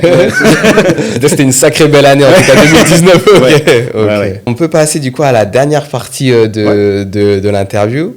C'est les fast questions. L'idée, c'est d'avoir des réponses qui sont assez binaires, vraiment ça ou ça. L'idée, c'est vraiment que tu puisses y répondre le plus spontanément possible. Et du coup, c'est parti. Est-ce que tu veux le faire du coup, Thomas? Vas-y, on en fait une chacun. Si tu veux, carrément. Alors, tu préfères organiser un mariage à l'étranger ou un gros séminaire d'entreprise? Mariage à l'étranger. Audace ou patience? Audace. Client exigeant ou client qui paye en retard? De quoi? Ce que je préfère. Tu les aimes pas tous les deux? Client exigeant, clairement. Ah ouais, non, client qui paye en retard. Non, trop de cas, ras-le-bol. Ah ouais, client exigeant. On sait gérer les clients exigeants. Ok. Mais ceux qui payent en retard, on sait gérer aussi, mais c'est chiant. Mais c'est relou. Tu dirais se lancer seul ou rejoindre une franchise? Pour moi? Ouais. Ah, super dur ça. Qu'est-ce que tu conseilles? Qu'est-ce que tu conseilles? Sinon ça peut être... Ah bah évidemment, rejoindre ma franchise. Tu préfères du coup travailler sur un mariage intimiste ou un gros mariage avec beaucoup d'invités? Ah, bonne question ça. Je pense un gros mariage avec beaucoup d'invités, malgré tout, parce que je pense que la charge émotionnelle, elle est différente aussi, on touche plus de personnes aussi. Ouais. Mais j'aime bien les mariages intimistes aussi. J'aimerais bien en faire plus aussi, des mariages intimistes. Donc, Mais c'est un peu dans l'air du temps aussi. Ouais, je pense, ouais. On voit de plus en plus. Ouais. Tu dirais coaching ou apprentissage en autodidacte? Coaching. Rester dans sa zone de confort ou prendre des risques fous? Je vais dire prendre des risques fous, même si le fou, je vais le mettre entre guillemets. Mais, prendre des risques en tout cas. Mais prendre des risques. Clairement. Destination wedding en Grèce ou à New York? New York. New York, ok. Ouais. En vrai, la Grèce, j'adore la Grèce. Mais tu vas trop. Toutes les semaines, on reçoit des demandes pour la Grèce. On n'arrive pas à tout traiter, on n'arrive pas. On se limite à 10 par an, mais en général, c'est Sandra qui les traite, mais elle l'envoie aux collègues après quand elle arrive à saturation. D'accord. Mais New York, New York a envie de développer. Ouais. C'est quoi la destination que tu as préféré faire du coup en mariage? Ça reste New York. Bah, pour le coup, j'ai eu plus d'expérience en Grèce et j'ai adoré la Grèce. Ouais. Pour le coup, dans mon vécu, j'ai fait des cérémonies, mais juste exceptionnelles en Grèce, dans des lieux super. Ok. Celle-là, il faut que tu répondes bien, Vincent. Parce que les autres, je ne suis pas obligé. Dis-moi. T'es plus travailler seul ou travailler avec sa femme? Je peux pas trouver un compromis entre les deux. On enverra cette partie spécialement à Florence. En vrai, travailler avec sa femme, je pense que c'est ce qui nous a permis à tous les deux d'être encore là 17 ans après. Donc je vais choisir cette option-là. Après, là où je relativise, c'est que justement, pour moi, travailler avec sa femme, c'est pas être tout le temps avec elle, c'est aussi avoir ces moments. Ouais. Et nous, on travaille ensemble, mais on a vraiment chacun notre partie. Des fois, ça étonne même beaucoup les prestataires qui me disent des fois, je sais pas, j'ai parlé de ça avec ta femme, t'es pas au courant. Ben non, en fait, nous le soir, on parle pas forcément boulot, chacun son univers, son truc. C'est intéressant. Mais c'est bien d'être deux. J'aime bien moi être à deux. Ouais. Et si tu pouvais revenir 10 ans en arrière et te parler à toi-même, qu'est-ce que tu te dirais aujourd'hui? Ah là là, je sais que c'est des questions classiques que je me suis jamais posées en vrai. En vérité, je crois que je me dirais rien du tout. Okay. Parce que j'aurais pas envie de m'influencer. Mais je me l'expliquerais. Hein. Je me dirais, écoute, je vais rien te dire parce qu'en fait, ce qui est important, c'est ce que tu vas vivre, quoi. Et je voudrais me laisser beaucoup de confiance aussi et pas orienté. T'imagines, ça serait hyper bizarre de dire ouais, il va t'arriver ci, ou mettre en garde sur un truc, si tu vas y penser toute ta vie, etc. Alors qu'en fait, j'aurais rien envie de changer parce que même si avec le recul il y a des trucs, voilà, c'est ça, j'ai pas de regrets, mais ça veut pas dire qu'il y a pas d'échecs, il y a eu des échecs, mais pour moi les échecs elles font partie du parcours. C'est si j'avais pas testé les boutiques en ligne, je serais là en train de me dire putain, j'aurais dû relancer des boutiques en ligne. Oui, je vois. Tu vois, là je l'ai fait, je sais que j'aurais pas dû le faire, mais je sais que... Mais est-ce qu'il y a eu peut-être des craintes infondées que tu as pu avoir au tout début? Des craintes que tu dirais ça servait à rien en fait de flipper sur ça en fait. Bah typiquement sur la capacité à monter un business avec ma propre épouse. Okay. C'était une crainte qui s'est avérée infondée. Ouais, je crois que c'est tout. Ouais. D'accord, ok. Il y a sans doute d'autres choses, mais rien qui me vient comme ça. Qui vient à l'esprit, ok. Bon, en tout cas, merci beaucoup, Vincent. Merci, plaisir. Merci pour le partage. Et puis, du coup, pour te retrouver, ça sera sur le site internet qu'on ne doit pas visiter tout de suite. Sur Instagram, c'est Vincent Flovino, du coup. Okay. Je suis aussi sur TikTok, même si peut-être les personnes me découvriront sous un style un peu plus léger, puisque je fais un peu de stand-up, un peu d'humour sur les thèmes de la cérémonie laïque. Super. D'ailleurs, j'ai des projets de spectacle autour de ça qui vont se lancer dans quelques mois. Mais pour l'instant, je communique pas trop dessus, mais en tout cas sur les réseaux, il y a TikTok, Vincent Flovino aussi.